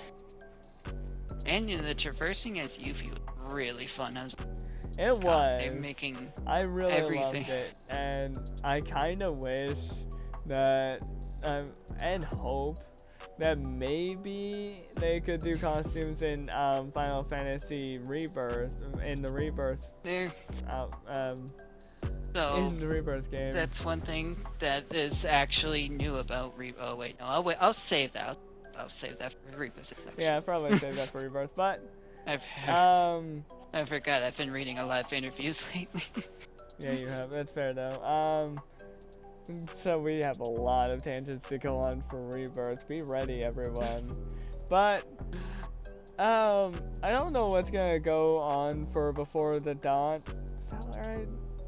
That sounds like I'm referencing a horror game. Beyond Before the Dawn or Beyond the Dawn? Beyond the Dawn. Yeah, I think it was Beyond, not Before. I'm thinking of a horror game. Sorry, completely different thing. I think Beyond was right. Beyond the Dawn. Yeah. I don't know much of Tales of Arise. Yeah. I only know what happened in the demo, which wasn't much. It was literally jack shit. But I do know that eventually I do want to play the game. But again, I don't know when I'll be able to ever play the game. I mean, I probably could. If it ever goes on discount, if I ever see it on a very good discount, I'll see if I can pick it up. But other than that, for right now, I can't afford it. I'll be lucky if I'll be able to get Spider-Man this week, but it should be fine getting Spider-Man 2 this week, because splitting bill. But we should be fine on that one. If not, I swear to God, I'm killing my own bank account just to play Spider-Man 2. No, Tales of Arise actually is on sale right now. It's at $40. Oh. It's not bad, actually. Yeah, not bad. Especially since you're getting 60 plus hours, depending what you do in the... Probably shouldn't pick it up right now, though, because I still got to focus on Spider-Man 2, and I do not have enough money. Yeah, that's what I said. I just do not. I have a lot of things to focus on. That's what I said. Don't.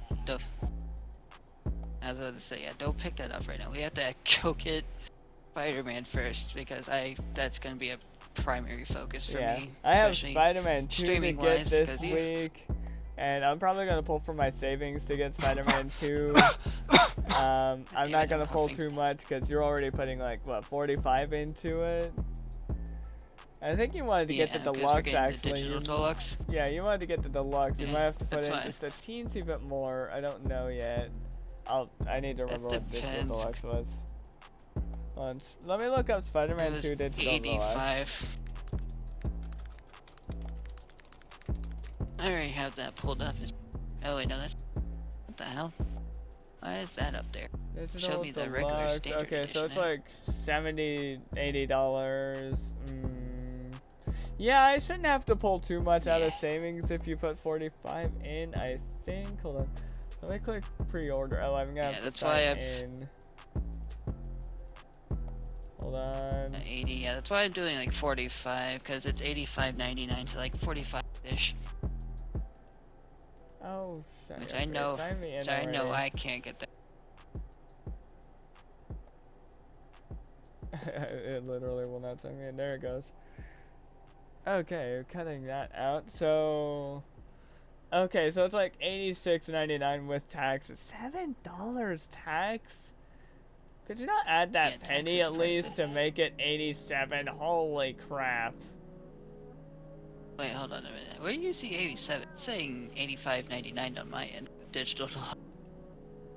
I'm seeing it on the official PlayStation Store. I'm at the PlayStation Store. Get out of the way, On honey. your PS5 or? On PC. My card is. What do you mean my card is empty? No, it's not. Oh. Oh, on PC. Well, yeah, no wonder why it's not showing up correctly. It's only supposed to be $85.99. Like, I literally have it booted up on my PlayStation right now. Not supposed to be 87. Even if it is, I would probably 46. It's showing Probably up gonna as stick with 45 87 because I don't know. Hold on. My TV turned off. I'll I'll send put you it a up on picture. the PlayStation. I have the $7 tax. It's $79.99 by itself, but I have $7 tax. I don't know how you have $6 tax. Gotta make you. Hold on a second. I'll send a picture of what's showing. Oh god, I my need to ears remember starting to where I hurt. put my controller. I'll look at it on the PlayStation Store. I won't be surprised if it's the same one. The same price. Ah, man, there it's. Oh I man. mean, if not, then I don't know how if that's not, I showing as might just- 85 for you. Maybe it's because you're premium? I don't know. Maybe you have that $1 discount for tax? yeah, thanks, Sony. That's very generous. The standard. Where's the digital edition? There it is. I Digital mean, if we deluxe. have to, we can. If we have to, we can just get standard. Not gonna kill me any. Yeah, no. Yeah, no. I don't know how yours is showing up as 85. I have it pulled up on my PS5 just right now. prove? Still 86. Do you just want me to pre-order it on my end, then and you just send me the money? How are you? Although we saving shouldn't be your discussing this. dollar?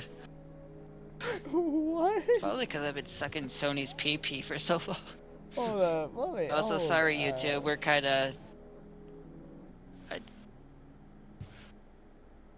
That is so weird to me. That makes no sense. God. It's fine. I'll just, here, let me see from your end. Yep, that's the one. Yeah, that still says standard.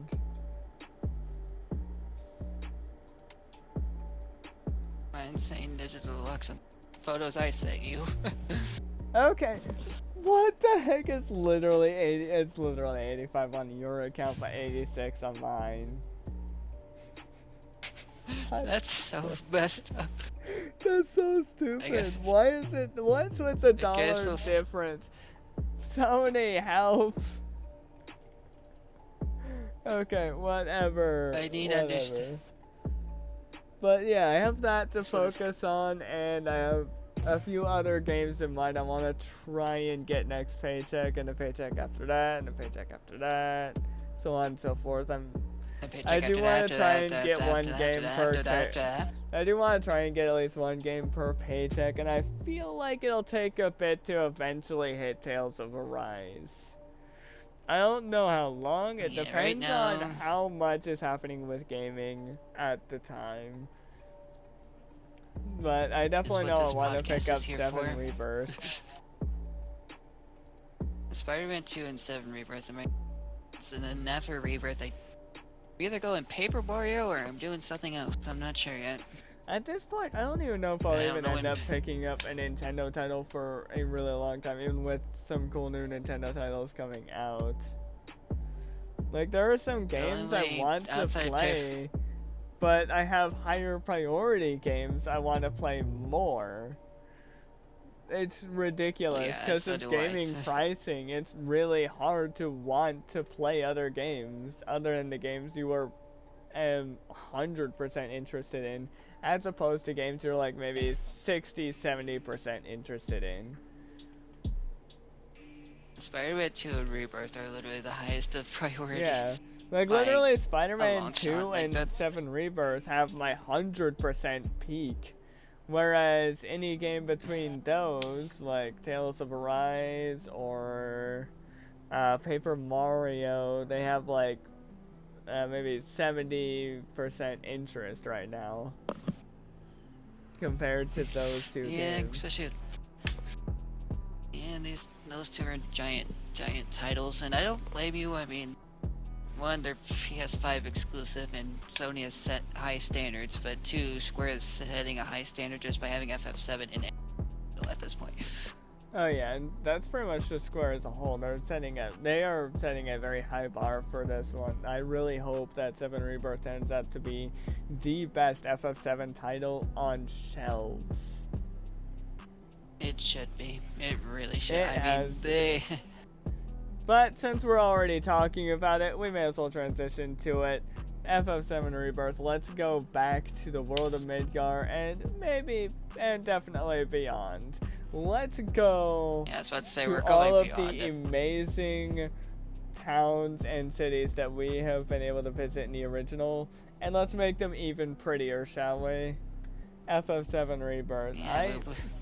Me and Hero cannot describe our excitement for this title, especially with how the original FF7 was. It was huge. There was a lot to see, but it wasn't as high in graphics. Now there's going to be a lot to see depending on what system we're on, 4K. Well, I mean, it's probably only going to be on PS5 and PC anyways. Yeah. I don't think Square is planning on putting that on the Xbox. And that's what I'm saying, it will literally blow up a Switch, so... That's what I'm saying, depending on what system you're on or what TV you have, it'll be in 4K. If you have a good 4K TV already, you will definitely be seeing it in 4K. Otherwise, it'll probably be 1440p or slightly higher. But I mean, if you're playing on PS5, 1080p. If you're playing on PS5, it'll feel like 4K. Just saying. I've played games on here and they have felt like 4K. Even strangely enough, playing Arkham Knight, even though it's set for PS4, it feels kind of like 4K. It feels like it's just nearly 4K. Like for me, Fortnite, well, technically I'm on a 1080p TV. You can tell that's 4K because you're not going to see anything more realistic in terms of how that game looks. Because I've compared it to compared to PS4, it's almost night and day, just about. Like, I know I'm for sure not on any kind of 4K TV. I have a big ass TV, don't get me wrong, but it's not 4K. Not by a long shot. It's probably like maybe 1080, 720 at best. But even then, these PS5 titles that I have end up feeling like 4K. Like Farming Simulator, as silly as a game as it is, and as bored as I was when I downloaded it to play it, it still feels like 4K, and I imagine it's going to be the same thing for Black Ops Cold War, because apparently that's on PS Plus. Yeah, that's cool. So yeah, I'm excited to get into that zombie mode sometime. Yeah, yours is definitely a 1080p, because if mine's 1080p and mine's smaller than yours, you're a 10. But yeah, I'm planning on upgrading to a 4K TV. Legitimately, even playing through Hogwarts Legacy, it felt like I was going through the beautiful world of Hogwarts in 4K, and it was amazing. That is why I actually love that game as much as I do. The world was so beautiful. The robes were incredible.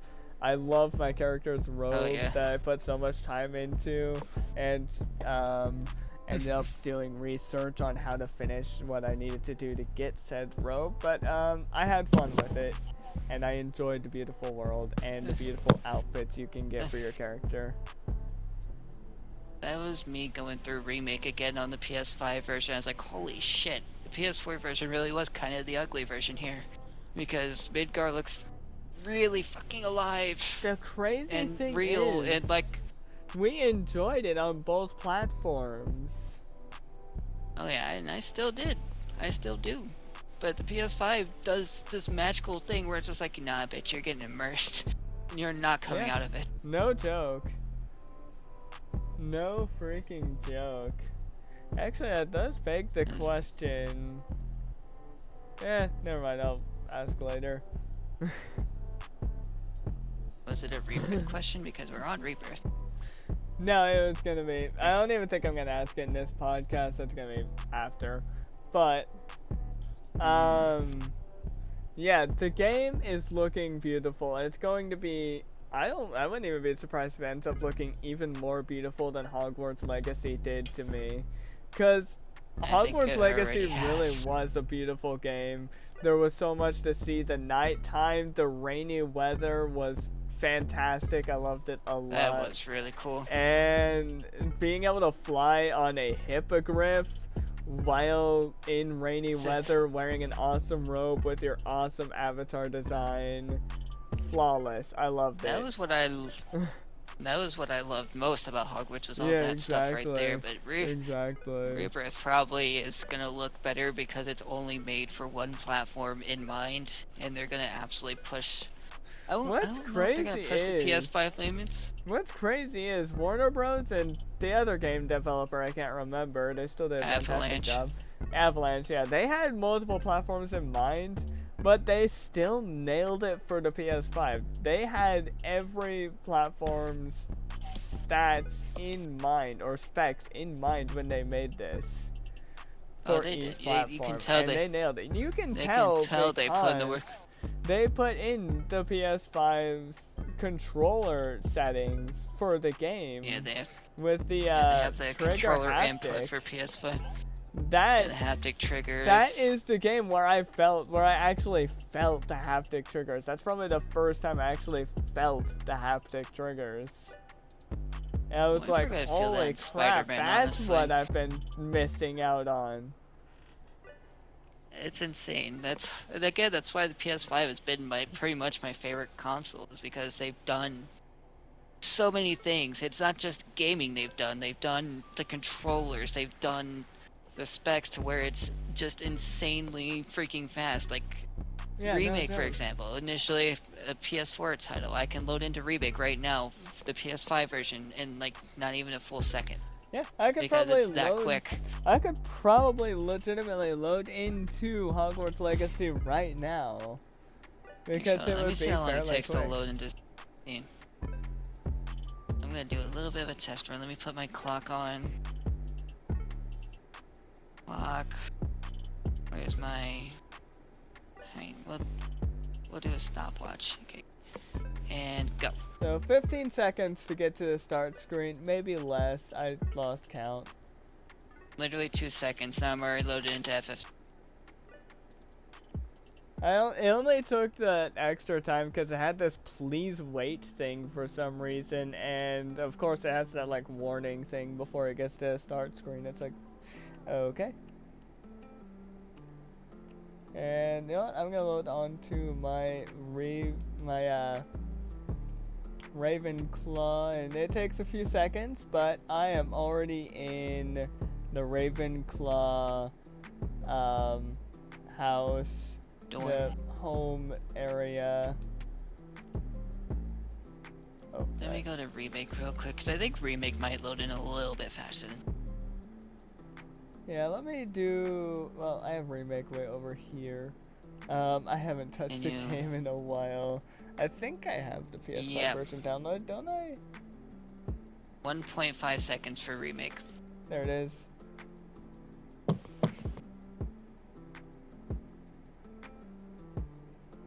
It's taking longer than that for me. I don't know why, but there it is. Don't know why either, but I've always loaded into the game very quick.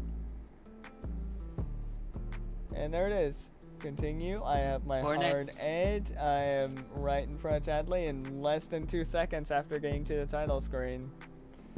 Yeah, I just do it from title screen and on because that's kind of where it makes sense the most. But yeah, okay. Yeah, see, I was timing wrong. I was timing like just booting up the game alone. That takes a few seconds, but once you get beyond that, you're basically immersed into the game right then and there. Because Hogwarts Legacy, once you get past all the intro and the warning screen, you're basically in the game right then and there in like maybe 4 or 5 seconds. It's not that long, and it's still really worth getting immersed into the game. Even like relaunching the game from here, I could still see the beauty in my character's amazing robe and just the world as a whole.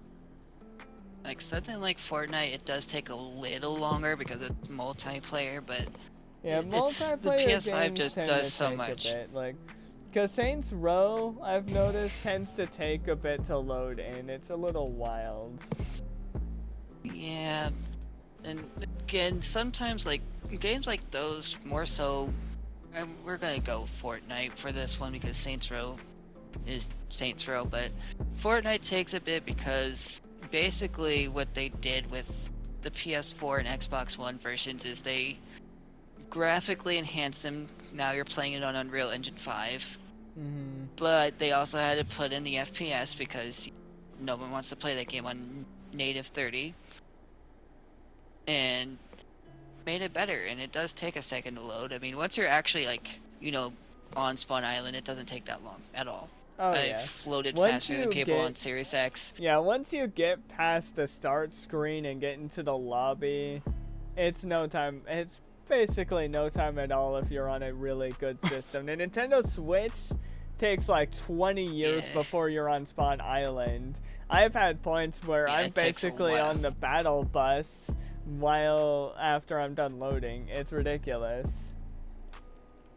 Switch definitely takes a minute for sure. It really does. Um, It's a bit ridiculous. I don't remember where anything is in this game. Oh, you're on Hogwarts. Yeah, but any hoodle. More Rebirth discussion.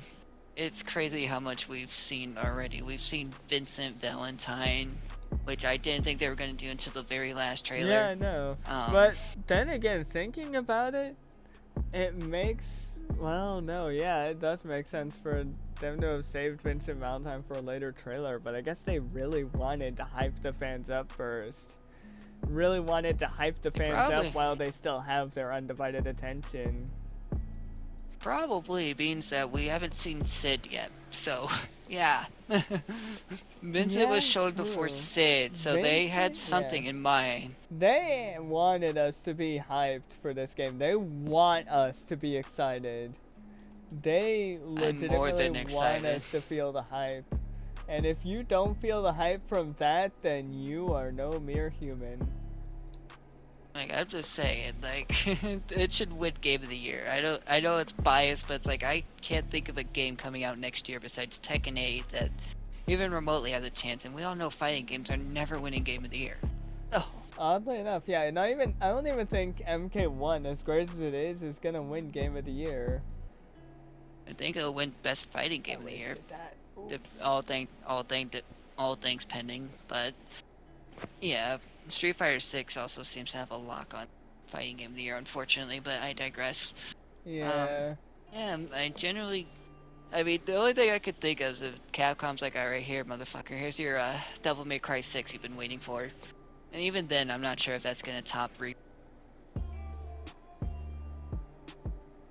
Like, Rebirth is that game. The Golden Saucer looks fantastic. Cosmo Canyon, fantastic. Calm, because I don't know if Soldier saw any of the exclusive footage, but Calm looks fantastic. I don't think so, no. Yeah, they showed some. That's actually why I'm kind of tying TGS into this, because that's where the exclusive footage was shown, was Tokyo Game Show. And that looked insane. And then obviously, because I don't know if you've seen that either, but the Sephiroth combat that you get to do during the Calm flashback, that was nuts. I mean, I was losing my mind. Yeah. I was like, dude, this is gonna be just mad levels of insanity. Mad levels of insanity. Like, dear God. And the fact that they brought in the freaking red buggy, the thing that you get, oh God, I don't even quite remember, but the red freaking buggy just being back made me lose my mind. It's like, I'm literally reliving through the original FF7 in this trailer right now at this exact moment. No joke, it is so cool.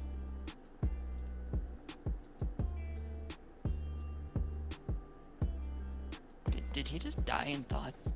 No. Sort of. Maybe. Probably. Soldier, we're recording here. Yeah, we are. Honestly, everything that they have shown for 7 Rebirth looks amazing. The combat, the team attacks you can eventually do looked amazing, and I don't know why I'm gonna say this, but I might actually love Kate Sith in Rebirth. I might actually love him as a character. I know I'm going to. I mean, I didn't necessarily hate him in the original, but he felt useless. Now I'm just like, okay, you're doing it all over again. You're making me love every freaking character I've ran into. Yeah, they really are, and I'm excited to see where they go with them. I am loving what we've seen so far with them. No joke. Also, one of the craziest things out there, truth be told, the fact that they gave Sephiroth and Cloud a team attack combo. I was like, there's no way. No way. It's like a double, not necessarily omnislash, but it's crazy. I'm just like, I'm ready for all of this. Give me all of this now. Like, Yeah, no I'm joke. also probably gonna get lost in the saucer a lot. I'm not gonna lie. Yeah, same. Gold Saucer is gonna be so fun to see, and of course that's where we're gonna see Kate Sith. Yes, it is, and of course it's ending where a spoiler character may or may not die. I'm not gonna say she's gonna die because I don't. It's ending in spoiler territory, and I think that should be how it goes down. Because again, they're still at least trying to follow the main lore of what happened in the story while adding their own unique twist to it to make it feel fresh. And damn does it feel fresh. Like, if you're playing through FF7 Remake, you may as well be replaying through the FF7 story as a whole. That's how fresh it feels. It is amazing. I'm so excited for it. Even just imagining how well the world exploration is gets me excited. Oh yeah, they took a lot of inspiration from Guerrilla, which, for those who don't know, they did the Horizon games, which is Zero Dawn and Forbidden West. Both excellent games, just kind of feel a little flat in combat. I digress. Yeah, I mean, most of the time for me why they feel flat is because I use the bow and arrow a lot. I think that's like the main form of combat there. It is, and I get what they're doing. Aloy's an adventurer. Most adventurers for some reason have bows. It's in a post-apocalyptic world, but it is really cool. It's fun for what it is, and I still give both games at least a 9 out of 10. Oh yeah, 100%. And although I think Zero Dawn might deserve that 10. I mean, maybe, yeah. That story did touch me a little. Zero Dawn actually got me up in my feelings quite a bit. Forbidden West, it kinda... Still a great story, but there's a few areas where I can fell flat. Although I never finished Burning Shores, but that's not the point. Yeah, I don't think either of us really finished Burning... Oh wait, no, I never even started. I never even finished Forbidden West. What is wrong with me? You're on crack, clearly. But yeah, they took a lot of inspiration from those guys when it came to Rebirth and exploration. So it's like, I'm gonna be around looking at every freaking corner for something. Yep. I'm sure. I'm gonna be looking at every bit of the map that I can think of because there's gonna be a lot to it. There's gonna be a lot to see, and there's gonna be a lot of beautiful sights, just like Hogwarts Legacy, how there's all of these beautiful sights here. But I don't know if it'll be doubled or not, but... And we get to ride Chocobos! Chocobos! Yes. And we saw in one of the trailers, they will have different forms and different abilities. Like the black one that had wall climbing, which was dope. I think it was a black one. Yeah, the black one wall climbs. The blue one is the swimming one, which you can actually swim without the chocobo. Crazy to me. Which is good, because I hate games where you go into water and you just insta-die. You insta-death. It makes no sense. Oh, yeah, no, your character should at least have some sort of style of swimming. Yeah, I don't know who thought those designs were good for, you know, games where you just jump in the water and you're dead. Like, no, Yep. that's not how it works. If I jump in the water, I'm at least... Once you put a tiny little toe in the water, you're dead in some games. Luckily, that's why I not love the case for all games, but it does happen for some, and it's a little weird. That's why I loved Ocarina of Time, because, like, that's the reason why actually Ocarina of Time is probably better than Super Mario's... No, not Super Mario. I don't remember what game it was, but it was not too much longer. I was playing Ocarina of Time, I was like, holy crap, I can swim in this game? Thank God, because the other game I was playing, I kept dying every time I touched the water. Like, Nintendo, you used to do amazing things back then. And then Iwata died, and you guys lost your freaking way. Yep. Legitimately, there were these gaming companies, some of the game companies, they did a lot. And some companies used to be better, whereas others just continue to improve. Like, Square Enix just continues to improve. Well, yeah, after Square basically is like literally if Square was a summon, they would be Phoenix, because after FF13's trilogy and the 15, because I don't care, they were definitely on a bit of a downhill spiral, and then 14 started going on the rise. And Naoki Yoshida pretty much was like, you know what, screw this, we're gonna go remake the game basically, and now it's like the most popular MMO. And then you have again Yoshida doing FF16, which, I mean, it wasn't everyone's favorite, I get it, there was definitely some lackluster things, but nonetheless it was a good single player title. It was definitely a solid 8 to 9. It was really great. fun. I enjoyed it. It was fun. And then you have predominantly what's my favorite part about Square right now, and that's D7 Remake Trilogy. First, part 1, amazing, incredible.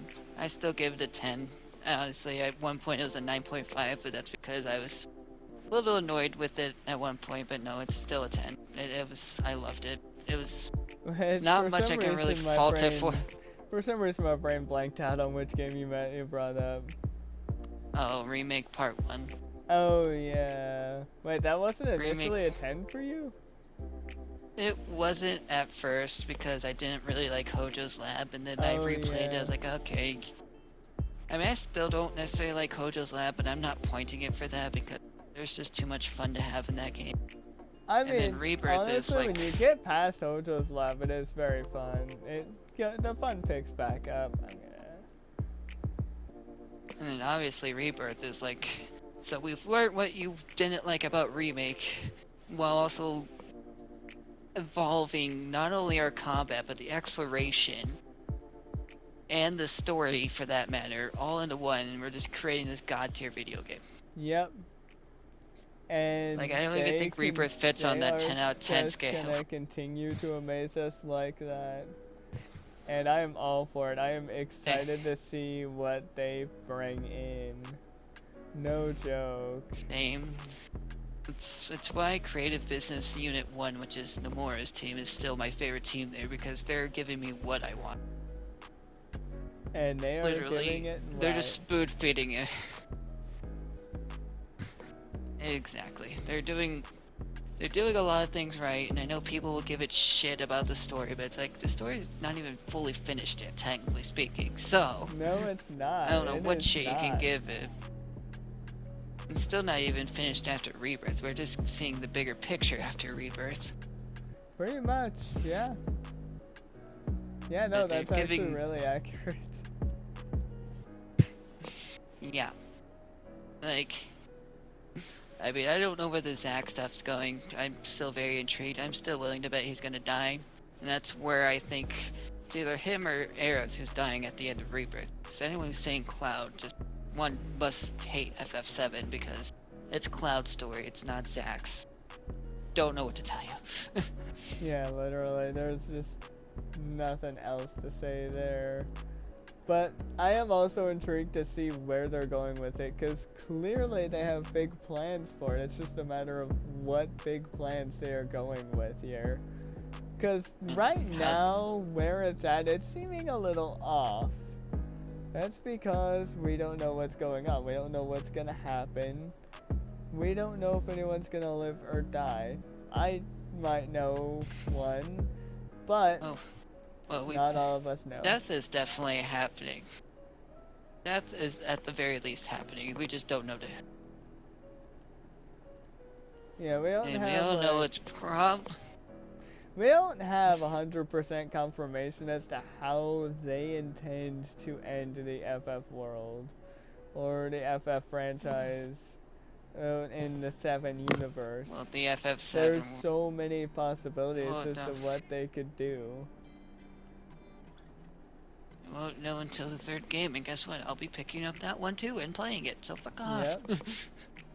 We'll be playing that and having a lot of fun with both games.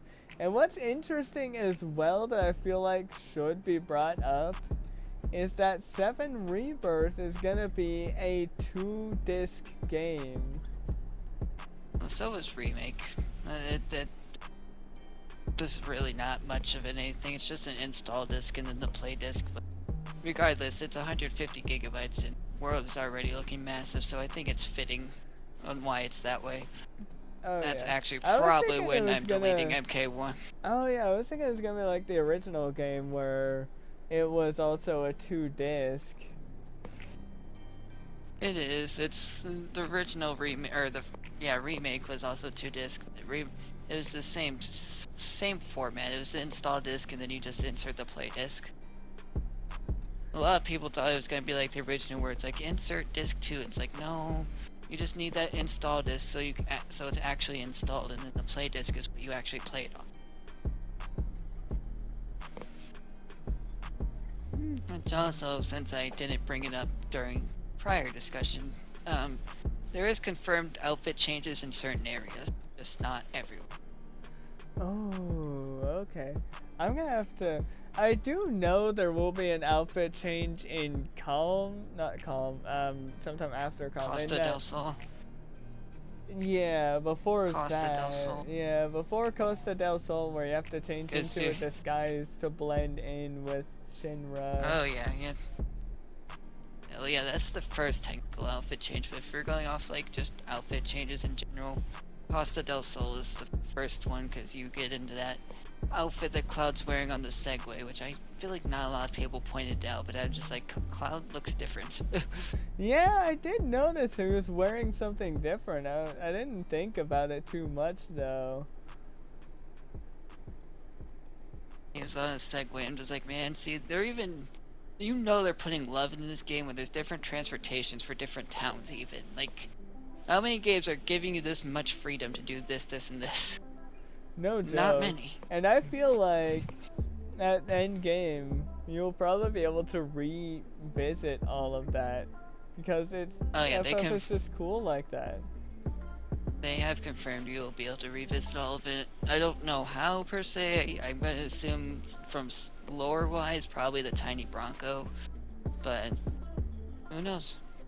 But I definitely think for sure in the 3rd game, because a lot of people are like, oh well, they took away my airship in Final Fantasy, and it's like 3rd game's probably about ready to have an airship. I'm just saying, they've already shown me so much of Rebirth that even the 3rd game's still gonna be just as big. Oh yeah. They've got big plans for the FF7 world, and I am here for it. I am Same here, 100% here for it. There's no At getting off the first you train we're had my on. interest, but now you have my erection. Whoa! Mic lag? Sorry, I had to quote Cell there for a second. They also had my erection though. I mean, honestly, like, Remake was really good. I loved Remake. You're showing me Remake Rebirth was and fantastic, and Rebirth is looking even more so. Like, they are doubling what Rebirth was by a huge mile. And I am here for yeah, it. they're like doubling to even maybe tripling what Rebirth in terms of everything. And it's like, you guys are just making a god tier game in front of our own eyes, I should say. These guys are popping off, and I am excited to see their pop off in person on my PS5. Oh, yeah, I'm excited to see what their pop off was. benefit of having a PS5 for sure. I mean, don't get me wrong, I don't want to bring console wars into it, but I'm just saying, if you're really one of those gamers who likes good single player, go get a PlayStation already. Nintendo ain't gonna feed you good single player games. Xbox sure as hell not doing anything with that Starfield looking garbage, but that's not the point. That's 7 also a Rebirth is where later it's at. discussion. Yes, 7 Rebirth is gonna be fantastic. I was trying to say, where's the demo at? Because I feel like we gotta be getting one. We just have to, in some way, shape, or form. People are already getting to play and go to these certain events. Yeah, they've gotta have one coming somewhere. Like a public demo, because there's already obviously demos out there people have played, and it's like, man, come on. Where's the one for the people at home who are dying to play this game? No joke. I mean, we probably won't see it until December, I'm sure, but you don't want to wait, but I guess Yeah, I know. We have no choice, unfortunately, because we're just stuck at home waiting for this shit to drop. We have no choice but to wait. I mean, I'm trying to grow on Twitch, and obviously this is how we're supposed to be growing on YouTube, so... Can you help a fellow out, people? Hey, get our names on the board. It is what it is. We'll get there. And no, we will. Sooner or later, we're on this grind together. Sooner or later, we're gonna have a blast, and well, I don't know what else, but hey, it'll pay off. We're in this together. I don't remember the lyrics. We're all in this together. Something short Indian. Something about defeating the Huns. I don't know. I believe that was a Mulan song, actually. Probably. But Rebirth 2024 Game of the Year, calling it. You heard it here first. Yes. And I am all for it. I am very excited. But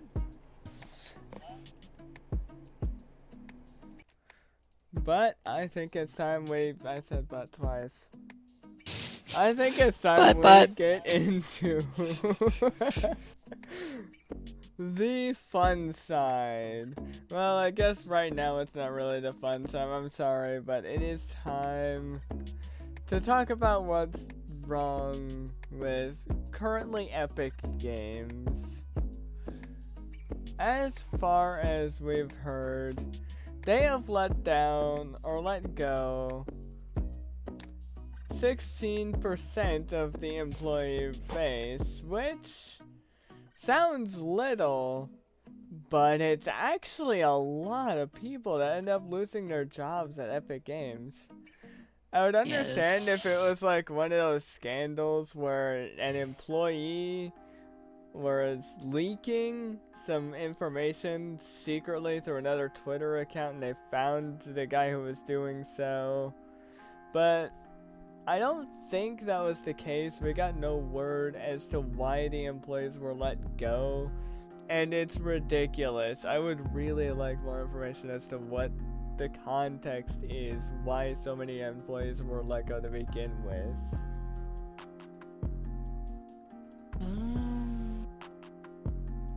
It's not showing me where I wanted to be at. But supposedly it was over 800 plus people that got let go. 800? I thought it was just 400 plus. That's way more. Epic, what are you doing? Are you sure you're playing it smart here by doing that? Holy crap.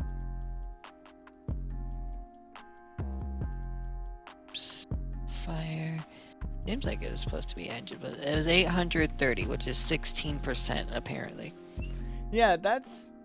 Jesus. A lot.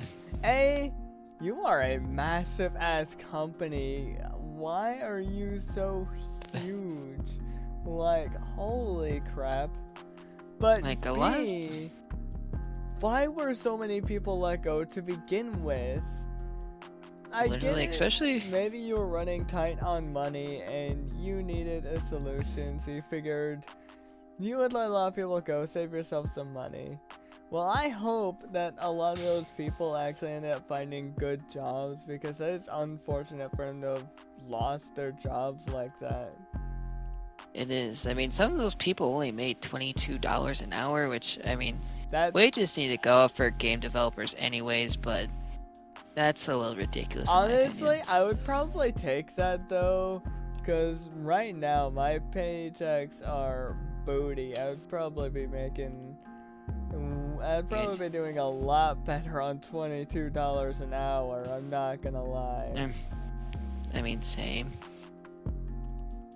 And it's weird because I feel like game developers should be rich, being that the gaming industry is so freaking massive.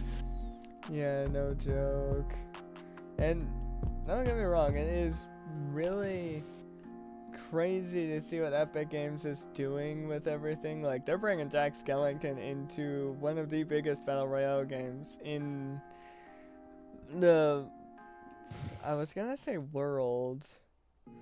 The history of industry. Battle Royales. Yeah, in the history of Battle Royales.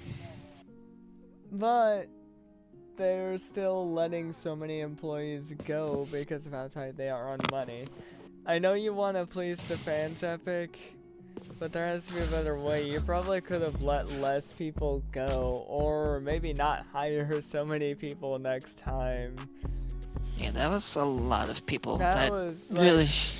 How in the hell was that 16%, by the way?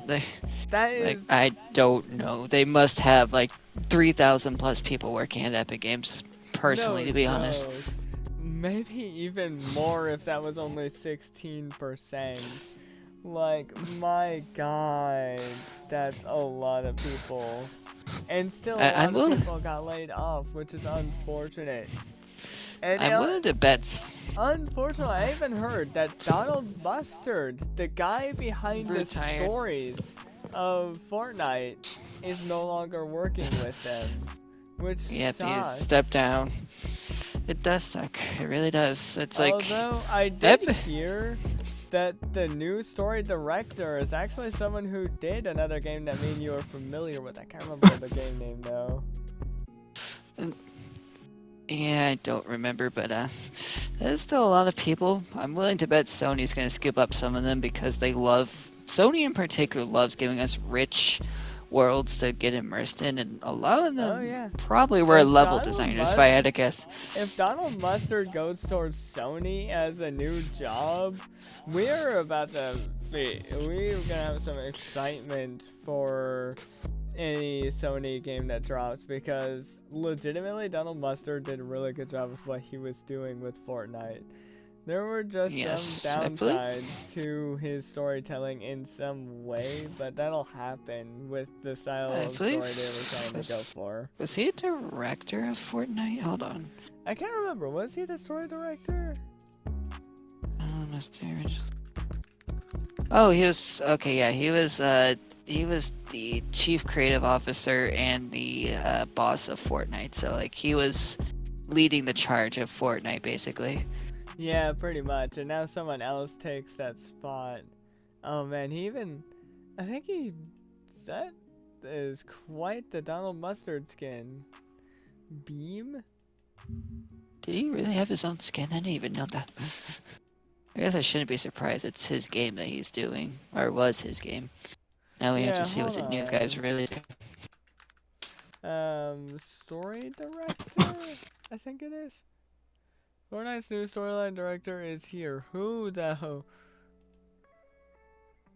Chief Creative Officer. But it's not saying who's the new. And retiring. Oh, he's retiring? Yeah, he's retiring. I think he's probably stepping away, potentially. Which honestly, he has 25 years under his belt, so I guess it's safe to say he has all the right to. Although it baffles me because some people at Square have in the gaming industry, yeah.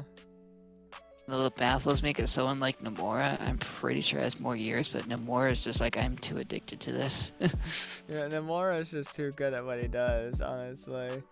He He's definitely great at what he does for sure, and I'm excited to see what he's doing with the new. Frick, I can't see who the new director is without looking at a video. Why? Alright, whatever. I'll worry about it later. I'm not gonna watch Tabor Hill video right now. Yeah, Nomura, I think, has been with Square since he did character design for like Final Fantasy IV, I think. I was like, dude, that came out in the 80s, I think. That is a really long time ago. Actually, no, that came out in the 90s. I think FF1 through 3 are the only 80s games that were FF titles. Apparently, if you've done game development, you're pretty much set for a while. I don't know what he's gonna be doing for the rest of his. I was gonna say days, but I mean, surely you can live longer than. Surely you can live longer than just a few more years, or even longer than that. Oh yeah. He's still. he's still fairly young. Wait, how old is Donald Buster? He's been in the industry for 50 years or 25 years.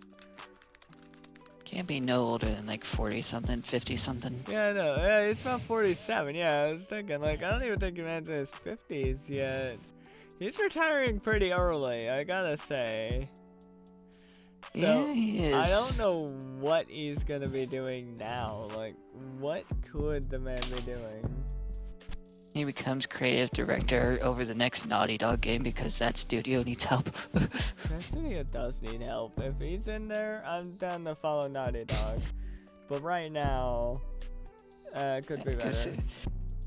Cause I know we didn't put it on here, but it's something I actually probably should have talked about. Is why the fuck are you remastering Last of Us Part 2? Really? Wait, no one asked for this. Oh, we didn't. We didn't even have it in our notes, but we should have. I'm surprised. I think it did come up a few times. I'm surprised we didn't have that in our shit list. Oops. Well, it's getting there now because the game's not even, 3 years old. I don't even know if it's no, it is 3 years old. Yeah, it's 3 years old, and it came out literally at the end of PS4's life cycle. It came out in 2020 while PS4 was still thriving. And they still want to remake the game that's only been out for 3 years. Literally 3 years. Like, what's the point? 3 years is not old enough to be remastering a game, guys. Now, if you were like fixing a few things the fans had gripes on, I would kind of get that, but if it's just a remaster, usually remasters don't change a damn thing. They just change the graphics.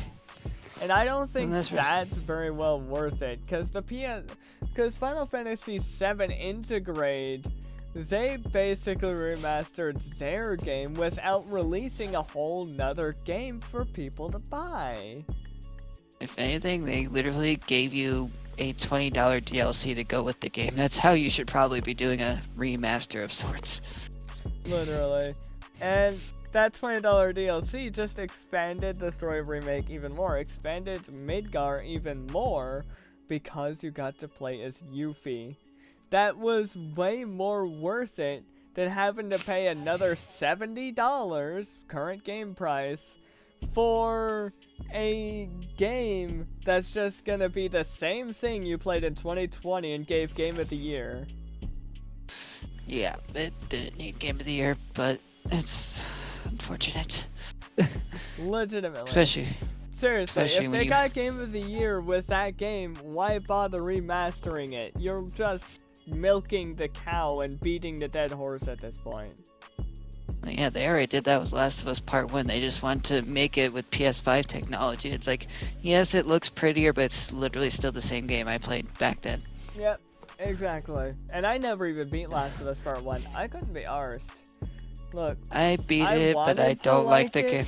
I wanted to like it. I wanted to get into it. And it was spooky. It gave me some good spooks. But it's just not there. It's not up my alley. It's just not my style of game. I'm sorry. The story was off, and I just couldn't get into it. The I story was tried. I even alright, wanted but to get to some of the memes, like the meme with the rabbit. You remember that meme? yeah, yeah. But I The couldn't story get was there. The story was okay, but the game is just not that great. And really, the fact that even got a remaster because it was on PS3 first, and then it immediately got remastered on PS4 like a few years later. Which, I mean, I get it because, most people are going to get a PS4. You kind of want to showcase the game because PS4 doesn't have backwards compatibility, so I get it. But then you literally wasted money, resources, and time and made a full blown PS5 remake, basically. And it's like, Which why? is Why? useless because the PS5 is actually backwards compatible to PS4 games. You did not need to remaster Part 2. They could still play it. All you had to do was add the PS5 capabilities and add a PS5 version that people can easily upgrade to. Rather than making us fans, if we were fans, buy the game all over again just so you can continue taking our money for something that's going to be pretty much the same thing we played on PS4 and maybe 5. Yeah, if you played it on PS3, PS4, you're basically playing the same game again if you bought the PS5 version. It's like, you milked the cow. All you needed to do was add a PS5 patch to the PS4 remaster, and there you go. Exactly. That's all they had to do, but they are beating the dead horse by making it even more dead by pretty much making a full-on remaster that you'll have to pay another $70 for if you paid that $60 for the PS4 version. Because for PS5 games cost a lot more by $10. like for a good example of a remaster, arguably the best remaster I've ever played in my life, is Crisis Core Reunion. Not only is it just a simple remaster, they did full voice acting. They changed the combat up a little bit. I mean, it wasn't the super biggest change, but they did make things a lot easier. I think it was still a fairly big change because they kind of turned it into remakes combat to some extent. But at the same you're time, able to do combos. At the same time, they also made it kind of like the FF16 DLC combat when you're playing as a different character, like Gladio, where you're actually able to said do FF16 combos. DLC. FF15 DLC, yeah. Yeah, they FF15 characters, you're actually able to do combos as like Gladio or the cool British guy that did cooking. Ignis, yeah. You're actually able to play as them and do proper fighting combos. The only downside is there was no regeneration like there is in FF15's main story, where you're not just regenerates health after combat. And the crazy thing is, Square didn't charge you $70 for a remaster that was definitely better than Last of Us remaster, or remake, whatever you call that PS5 game. I mean, they charged you 40 or 50, one of the two. I think it was like 50, but to make things even crazier, Square had a good reason to remaster Crisis Core, because that game hasn't been on a console at all. It's only ever been on a handheld console, PSP.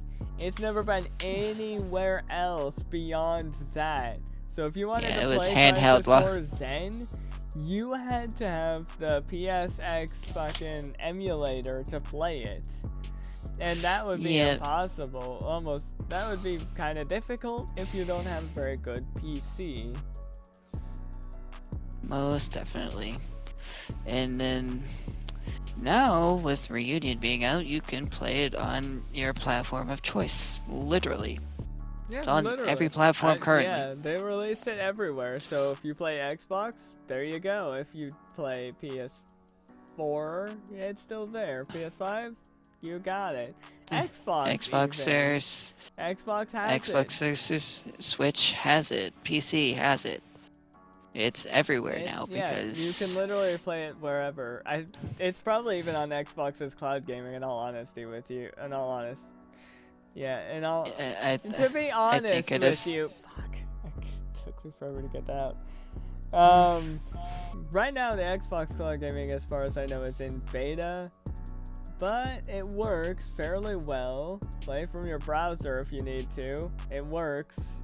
It might be a little laggy. Does not work on Opera though. Only works on Chrome. Don't know why. 'Cause everything is whack. It really is whack. Because Opera GX is my primary browser. I don't use anything else. I use Mozilla Firefox, thank you. Sure. I've been using Opera GX though, because it's like the gaming browser that just works so well for me. Which is fair, but yeah, Crisis Core Reunions everywhere. They didn't charge you $70, and it was a massive upgrade over the original. Yeah. Naughty Dog should take notes, but they probably won't. And to make it even better, they added full-on voice acting, as they should have, because it worked really well. It was beautiful and just incredible altogether. Literally, and I give shoutouts to all the voice actors who have made it work with both Remake and Crisis Core, because outside of Susie Young, Crisis Core still had all of Remake's VAs, but Susie Young didn't want to do a young Yuffie, so that's fine. Yeah, that's fair enough. It probably would have been very difficult, but hey, they still made her full-on voice acting. You got to see the full voice-acted scene of Yuffie beating, or quote-unquote beating up Zack, and Zack just playing along with it and just falling down in pure dramaticness. It was great. And that scene was not voice acted before. It was in scrolling text, and it's like, what the hell? This seems like a funny scene to voice act. Now it's here. Caleb Pierce entirely stepped up as Zack after the criticism that was in Remake. Like, I actually am convinced he's a good Zack now, more than I ever was back in the Remake days. Yeah. I mean, to be fair, I will say, the Remake version of him did not turn out that well. His delivery was, a bit rough when it first really dropped in Remake. It was ridiculous, because it was like super rough when he was first shown in Remake at the end of the game. Yeah, it was not good at all.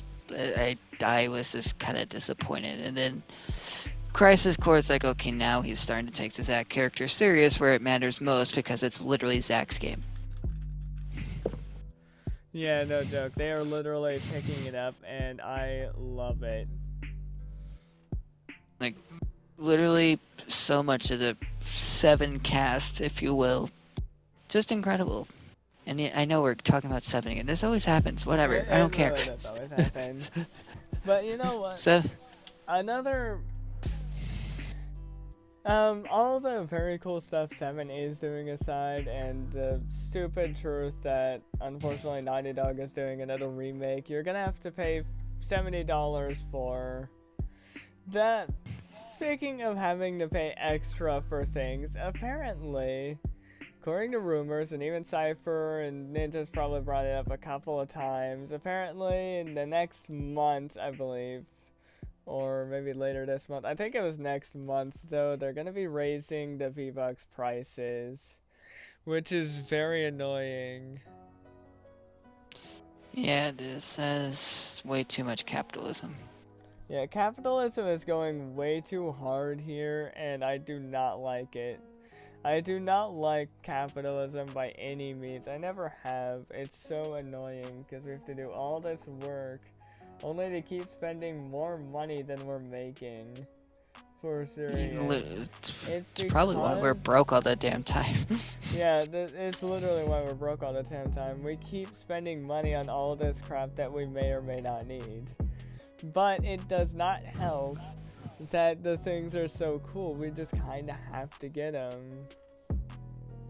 Well, yeah, when you're a gamer, and almost anything is cool because the fantasy universe is amazing. it's insane to see how all these developers can come up with these incredible stories, these great characters that just take you away from the real world. Like you can just Yeah. ignore everything and just be in that world. And it's amazing. Like, that is why I'm such a big fan of gaming. One of my friends doesn't get it because she's not a big gamer. She just watches movies and TV shows. But the reason why I'm into it so much is because it's an escape from the real world. I know movies and TV shows can provide that for you too. I get that. I do like movies and TV shows. I actually really enjoyed the new Will Ferrell movie, Strays. Really funny movie. Great stuff. But, I mean, a lot of other things. The gaming brings me out of the real world the most. As much as I can laugh and cry at movies, I can also laugh and cry in games, but multiplied. Because games can literally immerse you into the story that they are telling. I feel like I would literally be crying or laughing in Skyrim VR, because that would be like 10 times the immersiveness the original Skyrim had. Even though it's still just Skyrim, it would be slightly different. I mean, heck, ever since I've gotten my PS5, I feel like I've been immersed into so many games. Yeah, like, no joke. When I played Rift Apart, I was not really ready to get off that game anytime soon. I was lost. Joke. As soon as I bought that game, I was lost. I could not get off of it. I was having so much fun. You saw me. I was playing it for weeks even, I think. Yeah, you were playing it for a while. I was like, damn, he is addicted. And that's gonna be me with Spider-Man 2, honestly. Yeah, I got really addicted to it. I could hop on it now and still have a blast because it was such a good game. Low-key, I put on FF16 just because I couldn't stop thinking about the passion I have for gaming. Oh yeah, I have to find this stupid thing. But now that we've got all of that out of the way, capitalism and bullshit like that, I think it's time we should talk about Tokyo Game Show. Yeah, I didn't get it. It was hard to pay attention to the full show. I don't have much to really say. Actually, Tokyo Game Show was mostly Final Fantasy VII Rebirth for me. Yeah, pretty much. Yeah, there's really not much to say about Tokyo Game Show because, yeah, I'm pretty sure even me, especially, like, I only watched the trailer for 7 Rebirth from Tokyo Game Show, and I loved it. It got me really excited for what's to come for the game. There was so much the information that they gave for the game at Tokyo Game Show, and I just cannot wait to see it full force in person, like in February on my system, on my TV with my controller to my eyes. Oh yeah, that's gonna be one of those games where you're gonna. This is what we mean when we were saying we're gonna get lost into video games, is because when that drops, look out. Yeah, and I feel like there was probably a few more things TGS had to show that might prevent me from getting Tales of Arise anytime soon. I don't know what TGS showed us the sad part. I don't remember. Well, I'll I have guess to rewatch it. I don't know. Or just like skim through it. I guess if we're going from like the full thing, because State of Play was in there, Tales of Arise is still something I want to get the DLC eventually. What was there? Obviously Spider-Man 2 was shockingly there, but then Rebirth showed up and stole that. Yeah, stole the show completely from Spider-Man 2, but hey, we're gonna be playing that this week, so I guess we're not any less hyped for it than we were any time before that. We just can't help but be excited for a game that won't be out until 2024. I'm just saying. Oh yeah. But gaming takes you into adventures that no other entertainment really can. Like, I've watched I don't know how many movies. They were good, I enjoyed them, but nothing will get me more compelled than when I'm just sitting at my TV playing a game, just completely lost in my own world, not thinking about anything, just having a freaking blast. And that's why that's why we had this podcast idea anyways, is because the passion was just there. Yeah, we have a lot of passion. Actually, another reason why this podcast was even started was because me and Hero, we would be at the end of our Fortnite session or at the end of something, at the end of whatever multiplayer game we were playing, we're ready to go to bed. We would go off on tangents for almost hours before we actually go to bed. Many times I went to bed at 1 a.m. because we're just chatting away, and it's like, you know what? It's time to turn this into something. Let's just do a podcast. And then we announced the podcast and took a year to, launch it. But whatever. It took a full year to launch it. That was RB. The only reason why it took so long, because this was initially announced in October. Episode 1 came out last month sometime. We were just now coming full circle with it. That's how crazy it is. But we're here now, we're having fun, and we're eventually going to have full consistency with it. Oh, yeah, and I mean, any comments, shares, all of that's truthfully appreciated more than you can ever know. I mean, honestly, I'm not really worried about comments at this point. I don't know what they do for you. But hey, if you have anything nice to say, we'll most likely interactions in a general sense. If you have anything Interactions nice in to say, general. we'll most likely interact with you. We may even heart your comment. So hey, be the first person to get hearted by the Awakened Destiny podcast below. Yeah, I mean... Because nobody's commented on the first video. Hey, there's still a chance. Yeah, there is still a chance. Absolutely. The first video was really fun. I've been enjoying doing this with my bestest buddy. Yeah, no joke. Despite there being no interactions to have just yet, they're still so fun to record. Because, we're here, we're talking, and we're having a blast. And sooner or later, there will be interactions, ideas from comments that we can use and credit for ourselves, and we'll use for ourselves and credit the person who gave us the idea. Eventually, you guys could potentially give us ideas for the podcast on how we could improve, or generally just how we can have even more fun with the podcast. Or we can fight in the comment section about Tears of the Kingdom. I'm kidding. That will probably happen on episode 1 if that ends up picking up steam. Honestly, I'm actually civilized with my debates. You can ask Soldier. I don't get angry until the other person gets angry.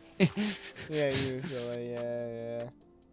But we don't have much more to talk about TGS. There's just a few hype things to bring up there. But now we have the Game Awards, which will be coming up soon. That will be coming up in a couple of years, so...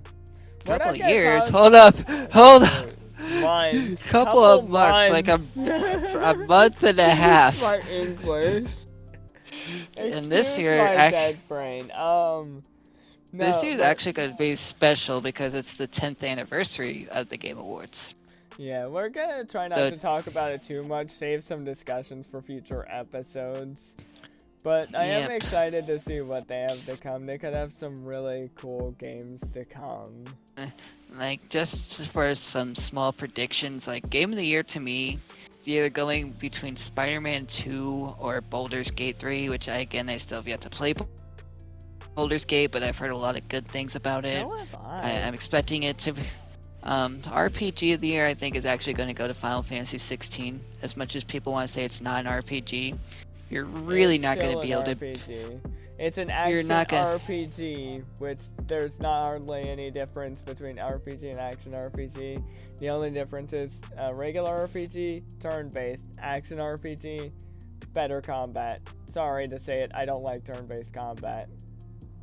I don't mind turn-based, but yeah, I do prefer... more so towards remake system than 16's, but 16 had a solid system that I think they could build upon. But that's a different discussion. I still think 16's getting RPG of the year. Final Fantasy is always going to be that series that holds that crown despite whatever Metacritic says, because it's Final Fantasy. Literally, it's Final Fantasy. You can't really top it that easy, regardless of what your Metacritic score is. But yeah, 7 Remake had probably the best RPG combat system I have ever seen in a video game. I would even say it's the best combat system I've ever used in terms of an action RPG. Now, I haven't played that many action RPGs before then that I can remember, but I do think I've played a few before then, but 7 Remake just topped that with their hybrid system, and it was fantastic. I love that hybrid system, and I'm excited to use it in Rebirth. Oh yeah, it's gonna be even better in Rebirth, but I've played, obviously, through all the Kingdom Hearts games. I've played, I don't know if you want to count God of War as an RPG, but it is action-based, so is Devil May Cry. Like, I'm just going off action in general. Yeah. But Remake definitely had the best system, by far. Yeah, I have played, 6? I have played, like, Devil May Cry 4. I've tried playing the other, I haven't tried it 2 and 3. I tried 1, I couldn't do that well, because I guess I'm just terrible at that style of combat. I'm terrible at slasher games, apparently. Hack and slash games, as it turns out. Because I don't know what the hell I'm doing, and I keep getting wrecked by the first boss in that game. It's like, what is going on? How do I beat this thing? But not the point. I've also played Brutal Legend, which had its own style of action-based combat, which was pretty cool. And of course, I've played 7 Remake. And comparing those games, I think 7 Remake has definitely by far had the best.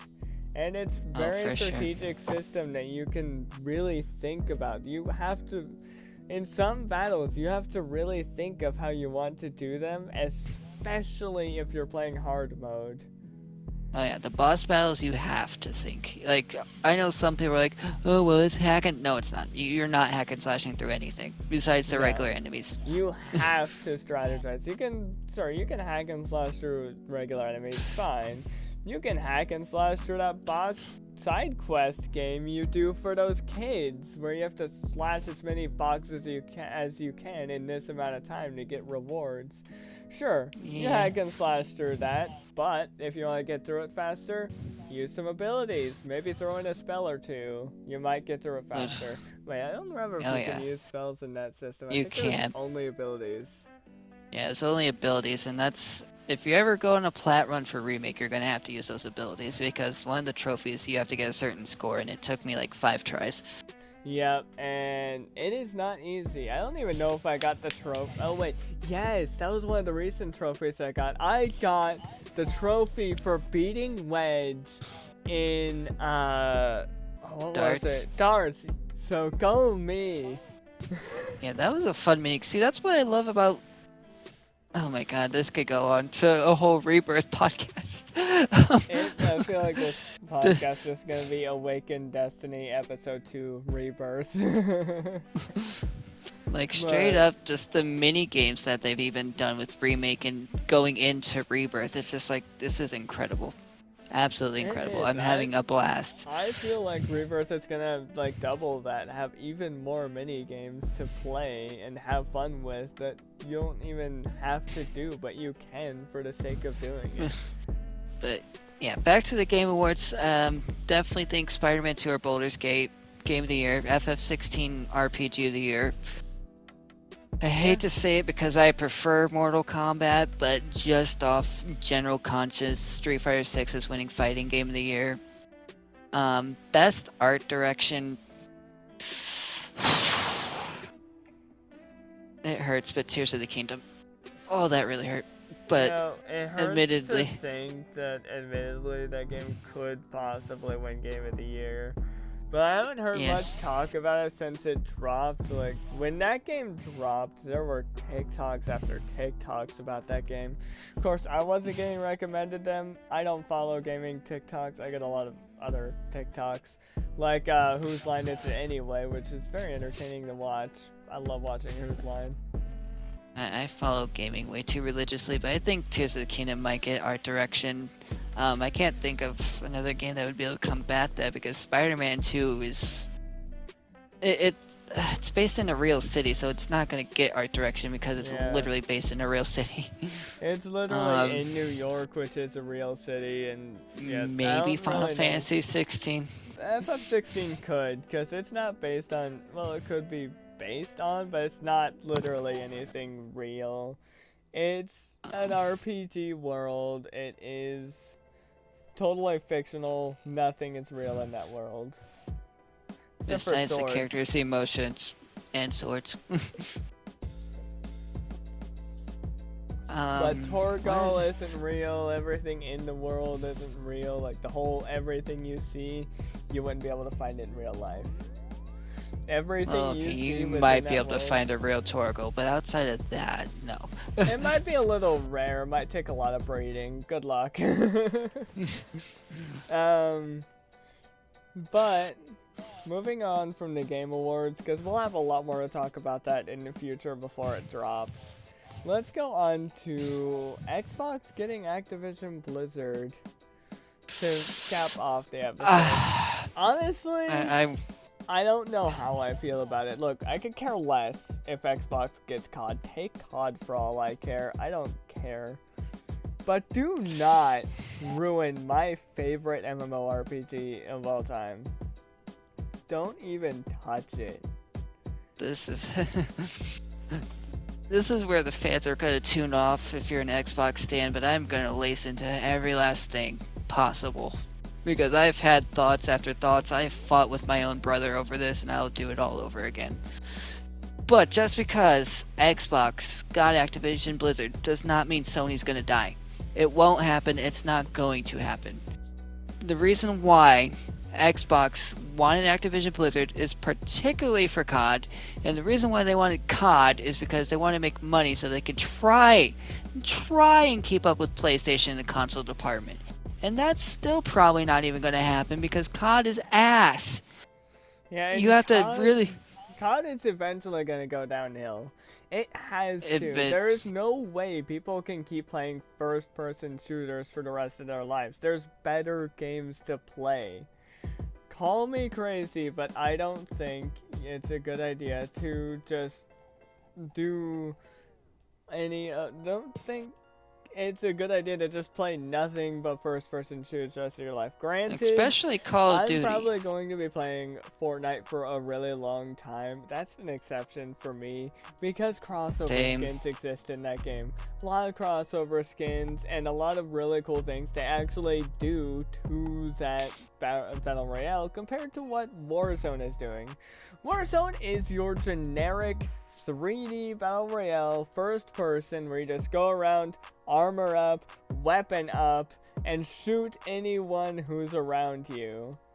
Fortnite takes it to a whole nother level. You drop in, grab a... You can even drop in with unique gliders and a unique character, as opposed to COD, where they have basic military characters. You can drop in as Ariana Grande in Fortnite. I don't see you doing that in COD.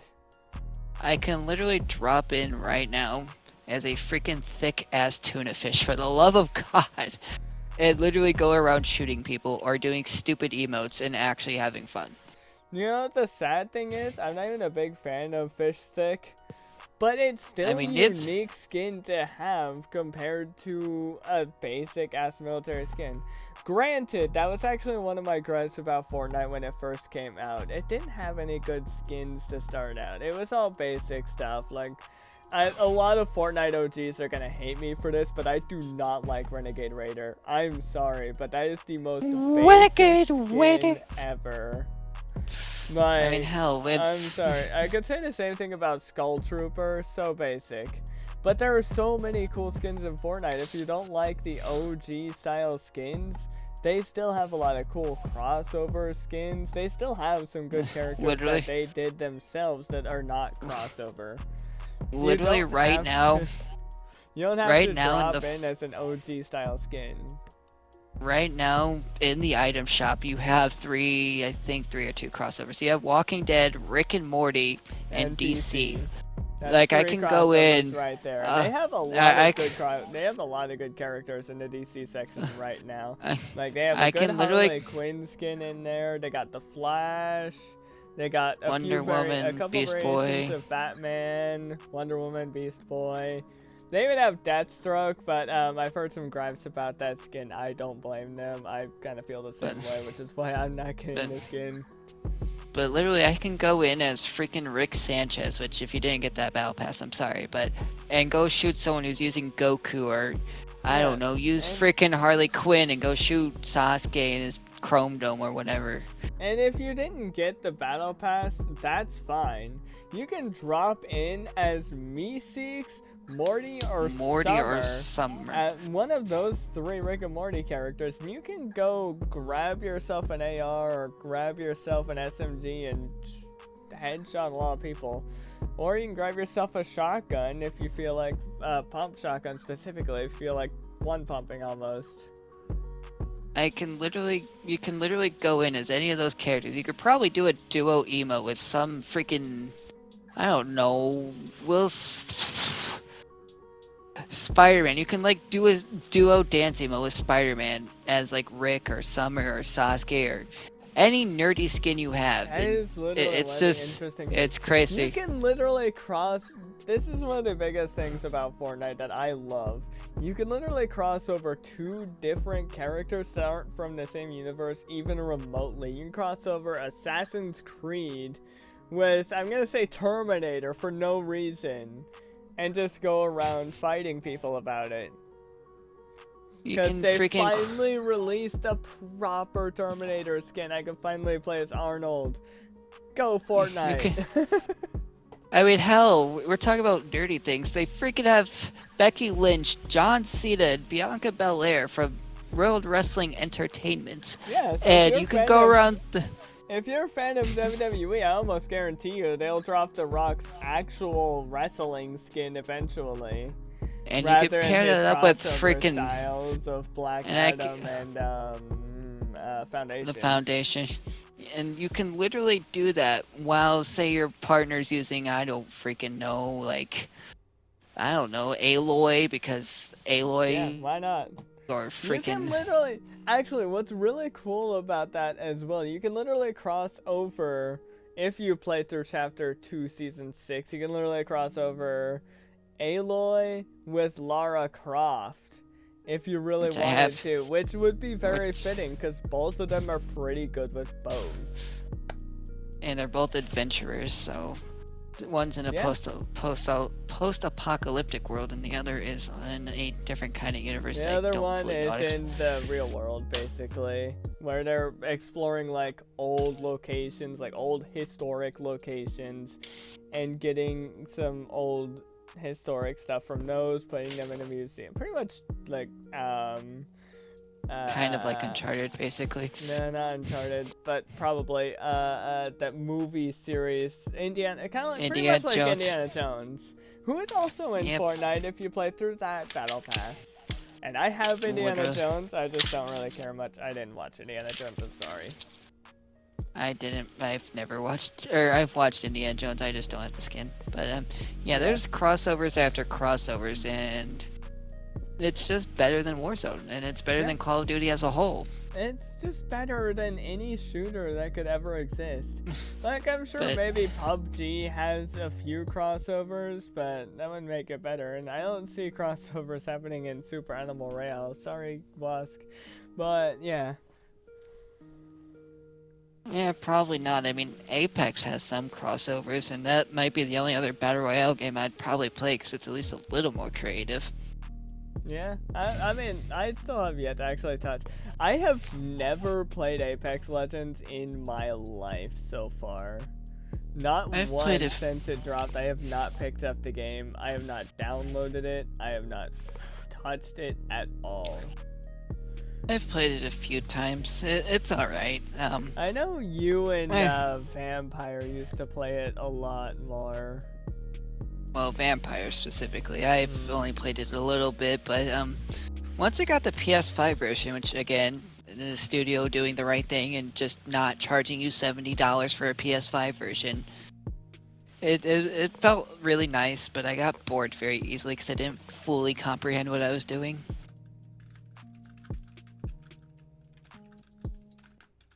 Like, I had fun, but I was like, I don't really know what I'm doing, question mark.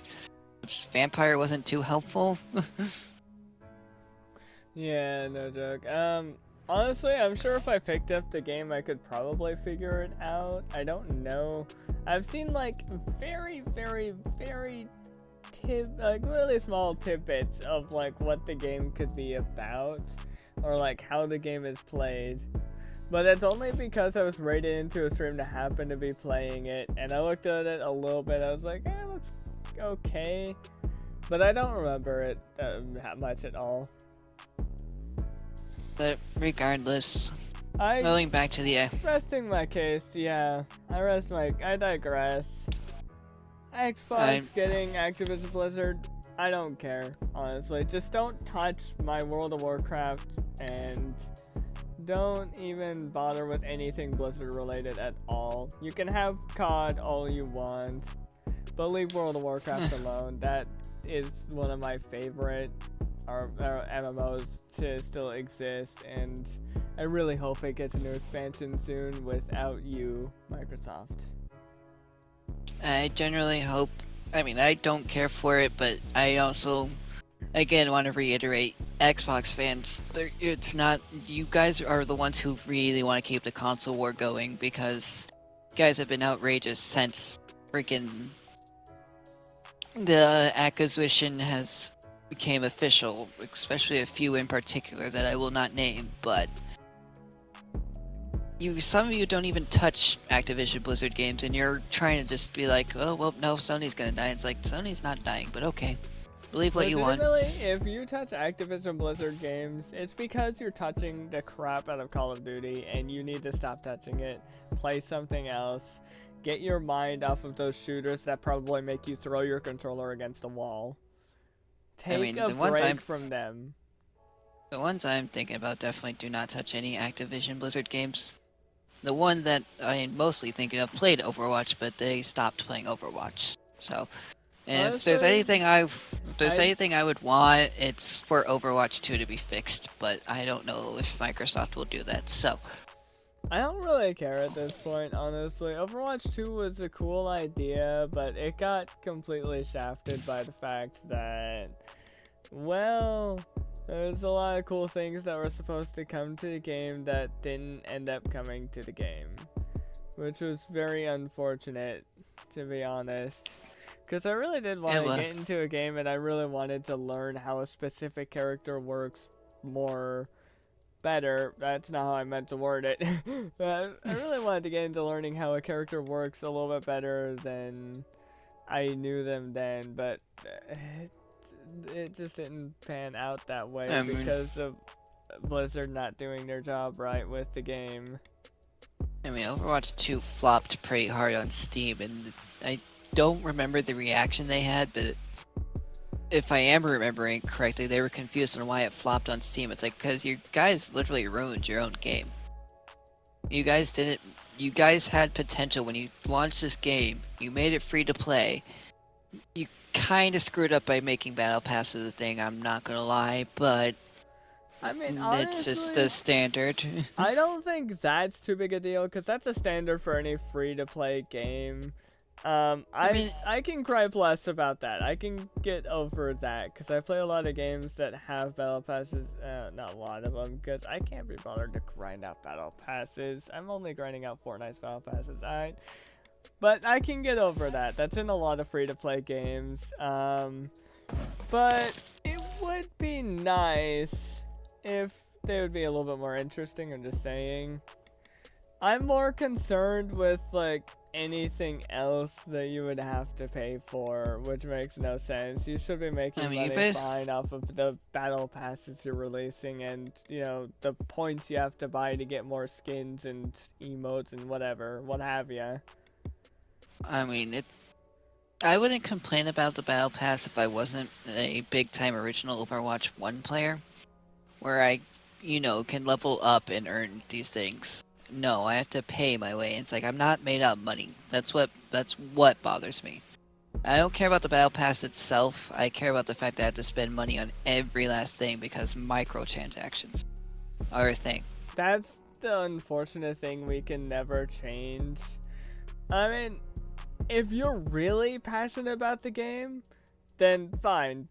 Microtransaction away. Spend your money on their microtransactions. I'm not even gonna bother. I don't even think I'm gonna ever touch Overwatch again, honestly, because I can't afford all of that. I need to spend my money on other things, honestly. I have a lot of other things I need to spend my money on that I will probably barely be able to afford at this point.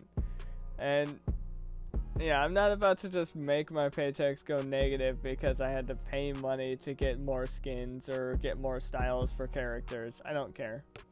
But basically, Overwatch 2 flopped in many ways, and then lying to us about the PvE is not how you gain the trust of your fans back. But they do have, or at least technically have, I guess, Crash and Spyro. But I thought those were under the Toys for Bob banner, and I don't think they own Toys for Bob. But I could be wrong. But those are two IPs I would probably get an Xbox and play. But that's about as far as it goes. Oh wait, that is a possibility because I know Activision did work on games with Toys for Bob at one point because they did do. Yeah, I believe they did some OG Crash and Spyro games. They did all the Crash and Spyro games together, but that's about it.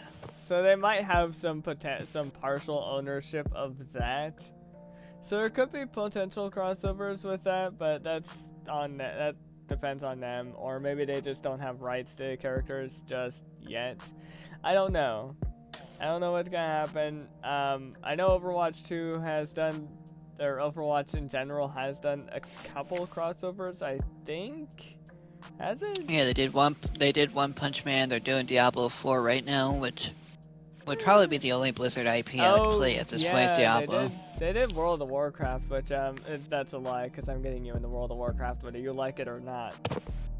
You will suck my left toe, okay? I might. I mean, what? That's creepy. Michael, are we recording? Anyway, yeah. But there is one IP though that they could revive, and that would probably make me really happy because I found it out recently. But they're the ones who did Guitar Hero. What? So technically, oh yeah, that's right. Yeah, I do remember the Activision logo in Guitar Hero. Yeah, I do remember. So they could revive it. I'm just saying. They could. Might give us. I'm just saying. Might give us a reason to buy an Xbox. Just saying. I mean, it'll be collecting dust outside of Guitar Hero, but yeah. But all in all, to those who do watch, thank you. To those who want to fight about it, thank you. I'm just here having a fun time with my bestest buddy. Yeah. Until next time, this is your friendly neighborhood hero man. I wasn't even gonna sign off yet. I was gonna say one more thing and then sign off. Oh. But well, screw you. I digress. Again, I don't really care if Microsoft has Activision Blizzard. I don't really care. Don't mess with World of Warcraft. That's about it. Honestly, if you do bring back Guitar Hero, I might consider getting an Xbox, but that'll be way down the line. Because right now, I don't have much of a reason for an Xbox. I still need to save up, see if I can get some better like gaming stuff for my PC. See if I can like upgrade my PC from where it's at. But other than that, they really only wanted it for COD anyways. I really don't care. COD, it may end up losing out on money if fans finally catch on that they're basically milking the franchise anyway, because they are. They are, and so, right now, COD will make money because they have 10 years to. They have to be on PlayStation for the next 10 years, but if they make it exclusive to Xbox, I don't think everyone's gonna go buy an Xbox for Call of Duty. I'm just saying. And, just a hunch. Like, yeah, that's just a thought, because I know there's a decent amount of people who probably play COD on PlayStation, but I think most of the fan base is on PC, so there's that. Most likely. I mean, for as long as someone like a Courage JD plays COD, I feel like COD's somehow gonna stay relevant, which is Yeah. unfortunate. I don't know. It all varies. I don't know I guess it's like the same appeal we have with Fortnite, but the only difference is we like to have fun with crossover skins and emotes. You guys and some of the really unique gear we get from future updates, such as the current Fortnite update we're on now, where we have a really cool witch broom, and I think there was something unique they dropped for the update, but I don't remember what. Yeah, and the crazy thing is, like, I know we're talking about the crossovers and all that other stuff, but like, I also generally think Fortnite tries harder to actually change its gameplay. Yeah, they at least changed the style of gameplay. They have been doing that since before since I'm gonna say season. Well, shoot, I don't know how long they've been doing it, but they have been doing it for a while. And basically, Yeah, they've it all changed started when they added boats and quad crashers, and they just continue evolving the game into adding cars, sprinting, mantling, eventually hurdling should come back, and then eventually we'll be able to wall run. Fortnite's doing so many things to make their game stand out, and I'm all for it. I am all freaking for it. Same, honestly. Like, I mean, yeah, sometimes their creativity is garbage tier, because, you know, Chapter 3 Season 3 sucked, and so did Chapter 4 Season 3. Sometimes their creativity does go down. I mean, unfortunately, they do have their flop seasons, but there's still sometimes a little bit of fun to be had within those seasons that you can somewhat enjoy. Oh yeah, Chapter 4 Season 3 towards the end was decently fun. Not great, honestly, but fun enough to... I think the best season this chapter so far has been Season 2. But that's just me. I really enjoyed the introduction of Mega City and the fact we've been able to go around through it. It was amazing. Season 2 has by far been my favorite season of this chapter. Yeah. Season 4 is up there, though, because I'm starting to enjoy it a lot. But yeah, Season 4, I think eventually we'll probably have more fun if we decide to go to the manors, but... I mean, we don't have to break into the vaults anymore. We just have to... We can go straight through. Yeah, that is a good thing. Well, no, on one... I think on 2 of them you do have to still break into the vaults, or were they all open? I don't remember. I don't know, but I think it might have been just that one where Kato Thorn's time machine is, and you can fight Kato Thorn. The only thing I gotta say anymore, though, is Xbox, you better leave Hearthstone alone. That's the only good franchise. Okay. I mean, if you say so. I really didn't care much for it, but I mean, you've been more of a card game fan than I have, so I wouldn't be surprised. Well, yeah, I grew up playing a lot of card games: Yu-Gi-Oh, Pokemon, Magic. Well, Magic was later, but still. Yeah.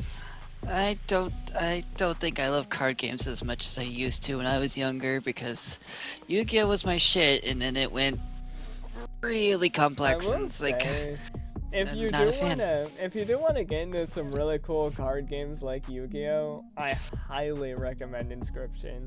I loved that game a lot. It had its own unique cards, and it had a really cool, really dark backstory that I was heavily into. I loved it. The only thing I didn't like was part 2 with the R&D system. I had to cheat my way through that because I have terrible luck. I actually forgot what R&D stands for, but that's not the point. I did too. I just know it's a system that pretty much randomizes everything. It's a randomizing system, and pretty much... it's pretty much like shuffling your deck. When you shuffle your deck, you gotta hope you shuffle good stuff up there.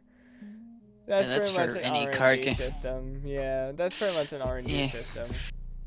Like, the reason why, because I was actually watching my other brother at a local Yu-Gi-Oh tournament, and it just kind of reminded me of why I stopped playing. I was like, how are you doing all this in one move? Yeah, exactly. You're doing, like, 30 things in one portion, and it's like, what? How does that work? Yeah, how? you could not do that in the original Yu-Gi-Oh. Sure, you could like spam spell cards, but you wouldn't always have all those spell cards on you.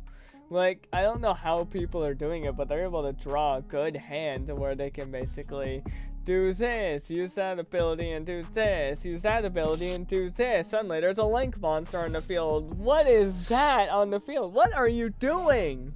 What is going on?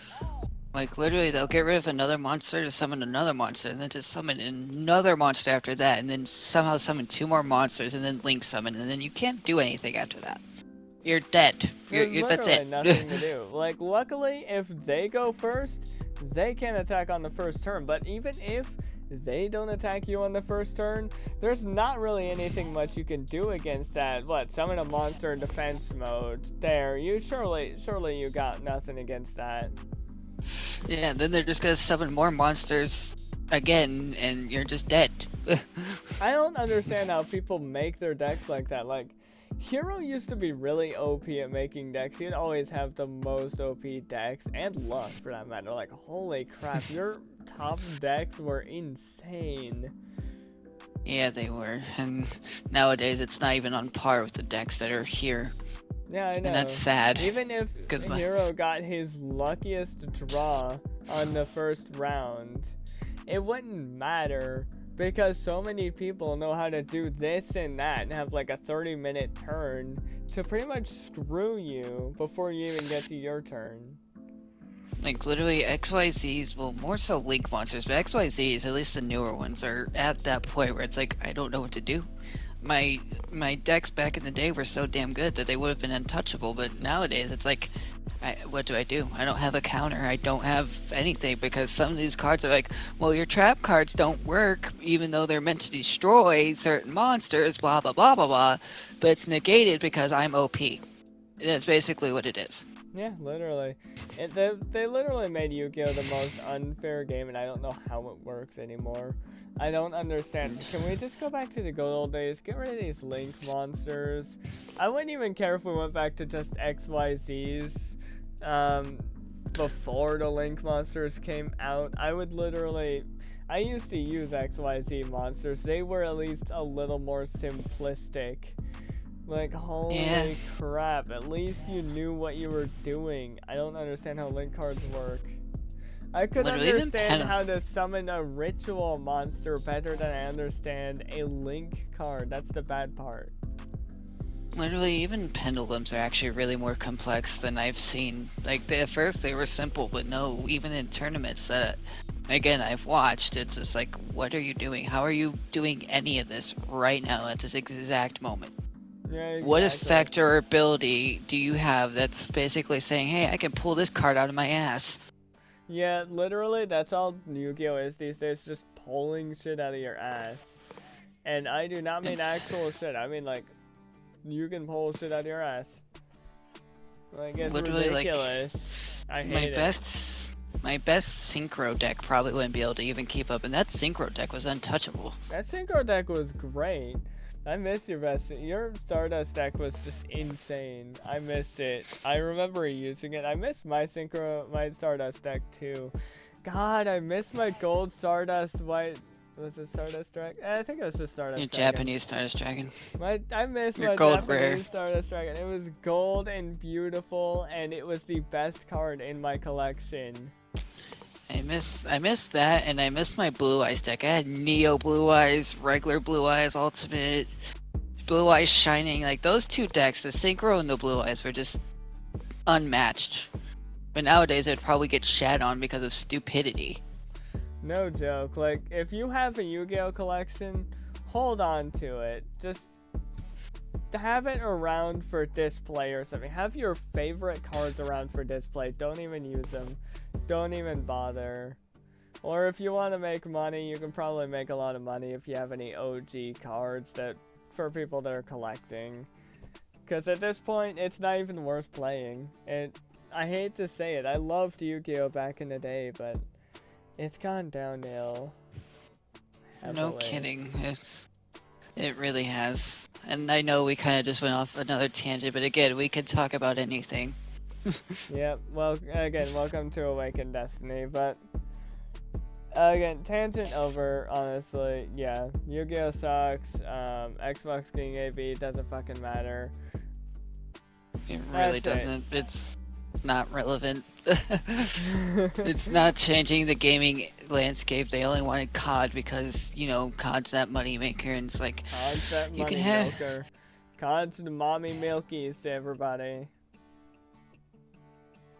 Yeah, they wanted to try and keep up with Sony, and it's like, I don't think they're still gonna keep up with Sony even now. No.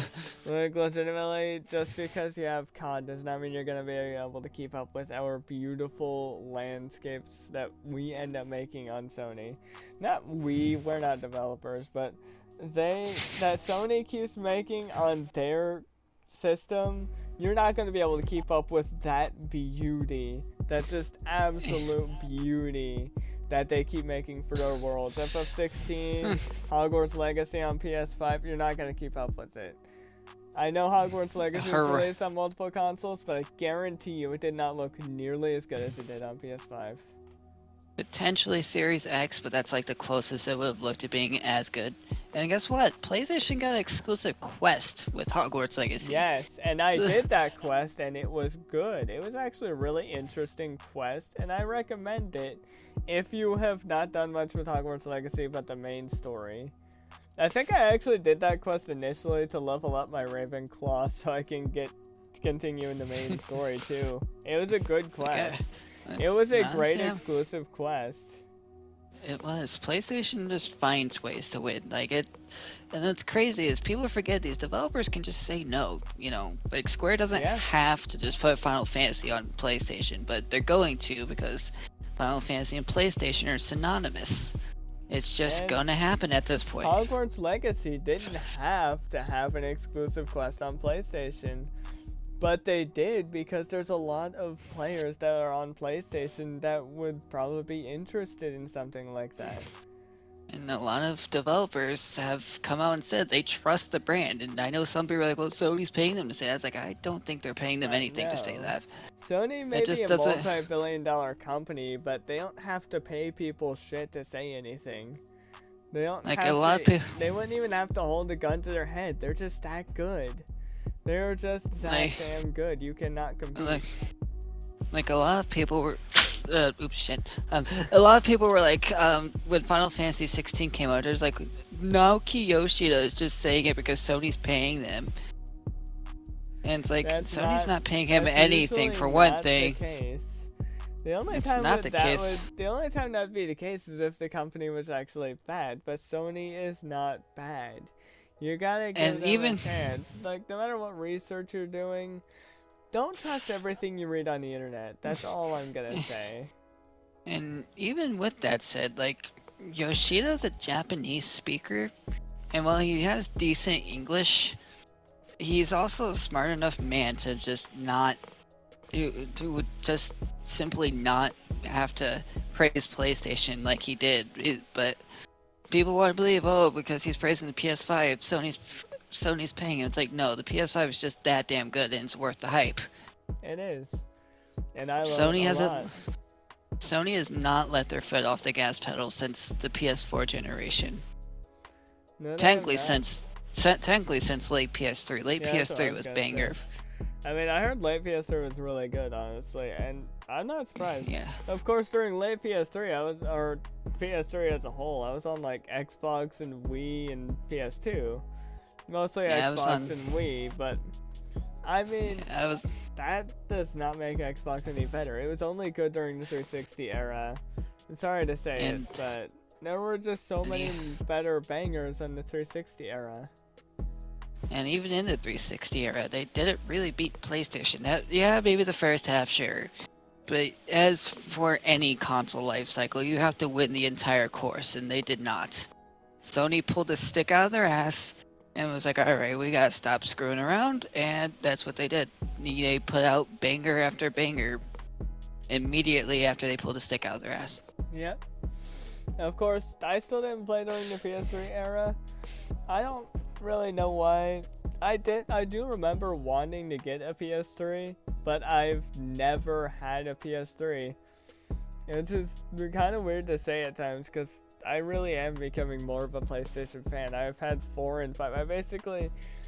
I skipped the 1, went to 2, skipped the 3, went to 4, and now I'm on 5.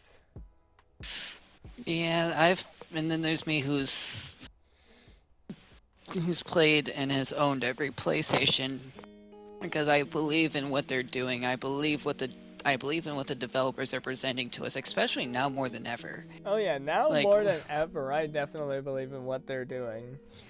I believe in their process, their practices, because Sony, believe it or not, is one of those companies that doesn't push crunch time on their developers. So when we get these bangers, it's because they actually had time to properly develop it. They weren't pushed like Nintendo was, because actually Tears of the Kingdom was a little bit pushed. Found that out the hard way. But, Nintendo does that a lot. I wouldn't be surprised if they legitimately rushed Pokemon Scarlet and Violet. That's the problem with the Nintendo. They rush their shit. They want to get their shit out there as fast as possible. If it works, it's released. They rushed almost every Pokemon game after Ultra Sun and Ultra Moon, which I think was Let's Go, Sword and Shield, and Scarlet and Violet. Yeah, after that, went to Let's Go, which I wanted to like Let's Go. The only thing I didn't like about it was they were trying the Pokemon Go formula on a Pokemon game. I didn't care for that aspect. You could have gone literally any other route to make it better, because you can't battle wild Pokemon. You have to battle trainers. You can only catch or run from wild Pokemon. And while I wanted to love it, because I forgot about Shining Pearl and Brilliant Diamond. Yeah. I wanted to love Let's Go Pikachu because, I mean, it was one of the first Pokemon games I bought on the Switch. But the reason why I didn't end up loving it is because it was literally just Pokemon Go it's in the title. It was literally just Pokemon Go in console form. And I didn't care for it. I was not a big fan of it. I thought it was okay, but again, Pokemon on Switch, besides Brilliant Diamond and Shining Pearl, has been kind of crap. And what's sad is Brilliant Diamond and Shining Pearl were just graded remasters.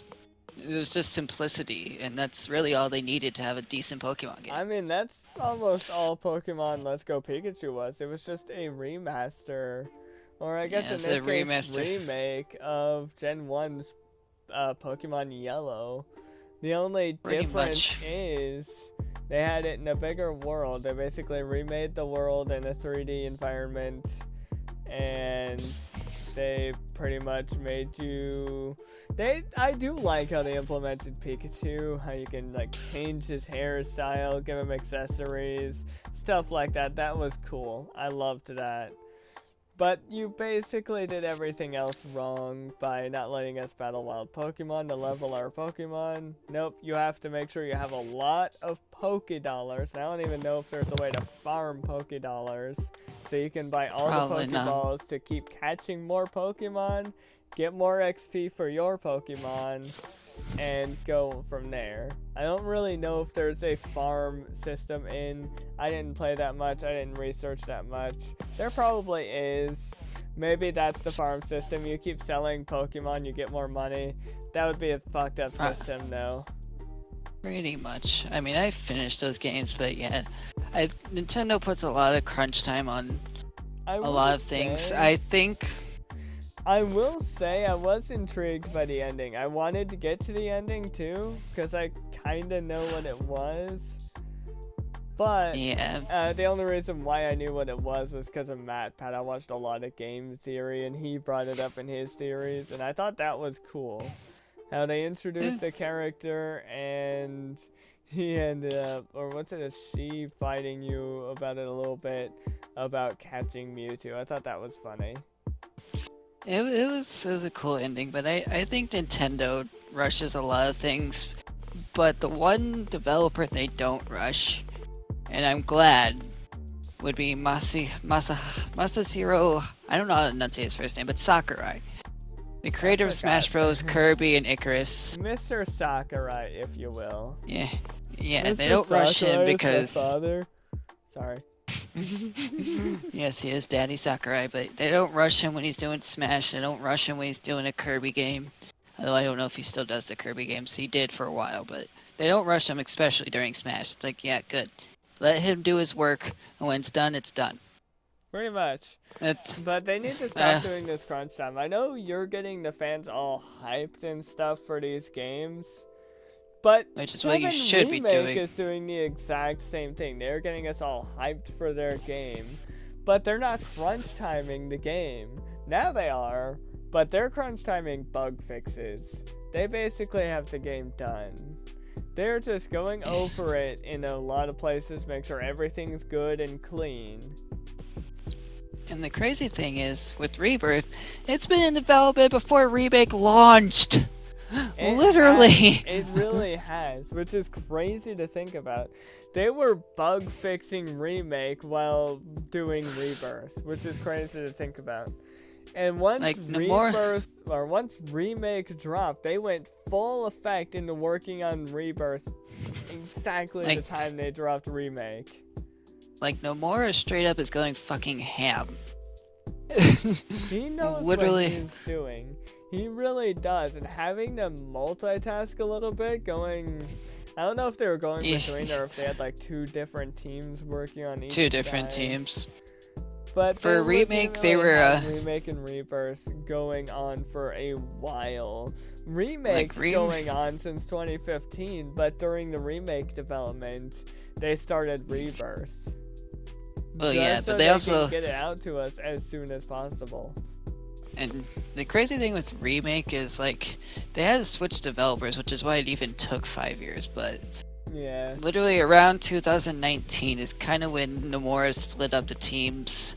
One was to polish up Remake, the other was to get the concept designs and all that stuff down for Rebirth.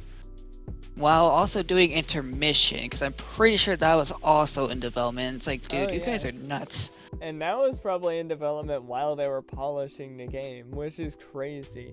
Now, I don't know when they started Integrate as a thing, but... They probably did that not too much longer after they launched Remake. I feel like deep down inside, the only reason why they did Remake on PS4 is because we were promised it on PS4. But that game was meant for PS5. Oh yeah, it really was. And it shows when they dropped Integrate. Oh yeah, by far. And Integrate is still the best way to play it, even though you can get it on Steam, Epic, and PS4. Now, admittedly, I would get it on Steam just because Steam is a way better platform. As much as I enjoy Fortnite, I don't enjoy the way Epic Games did their whole menu system when you launch the Epic Games app. I don't like their app. I hate the Epic Games app. Neither do I. It is laggy, really unstable, and generally really hard to do anything on. I'm sorry, Epic, but your app for PC is horrible. And you need to get that shit optimized or just generally move to Steam. If you do move to Steam, make sure you ask us to connect our Steam account first. Yeah, I would definitely get Remake on Steam. Although I'd probably just use it for mods in that general sense. But even though you're not a big mod fan like I am, but that's what I would do too.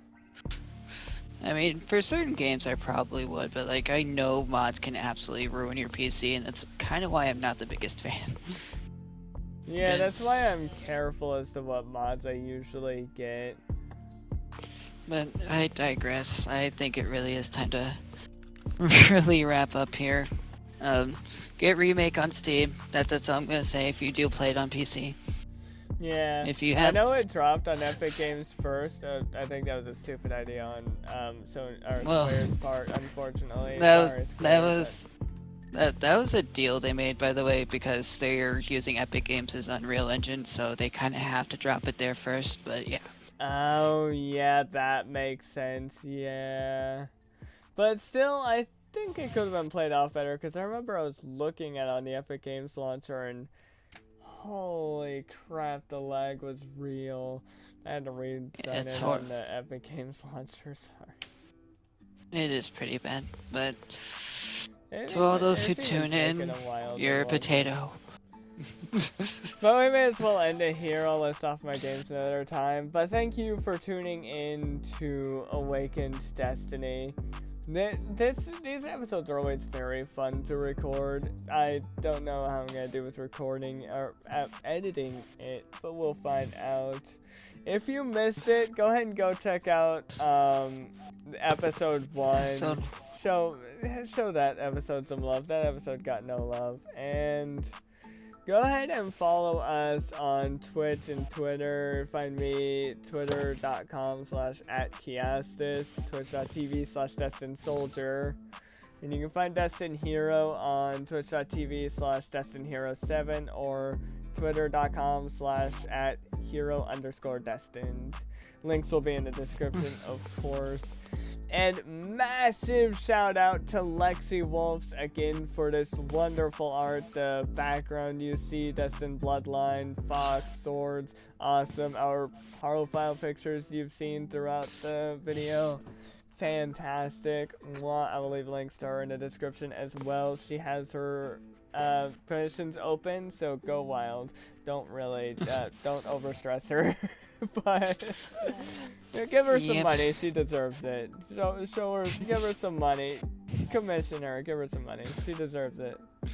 No, we don't mean hooker money. Don't be throwing dollar bills at her. You better be giving her good money. No, she'll actually charge you for her art. Don't even go scamming her. She is too good to scam. Her art is really amazing. I appreciate it. I still have more things to commission from her at some point in my life, but right now gaming is taking over a bit again. I think my next commission will be a bit of a troll commission, just a bit of one. But I do want to commission her again. But until next time, guys, this is your friendly neighborhood hero man signing off.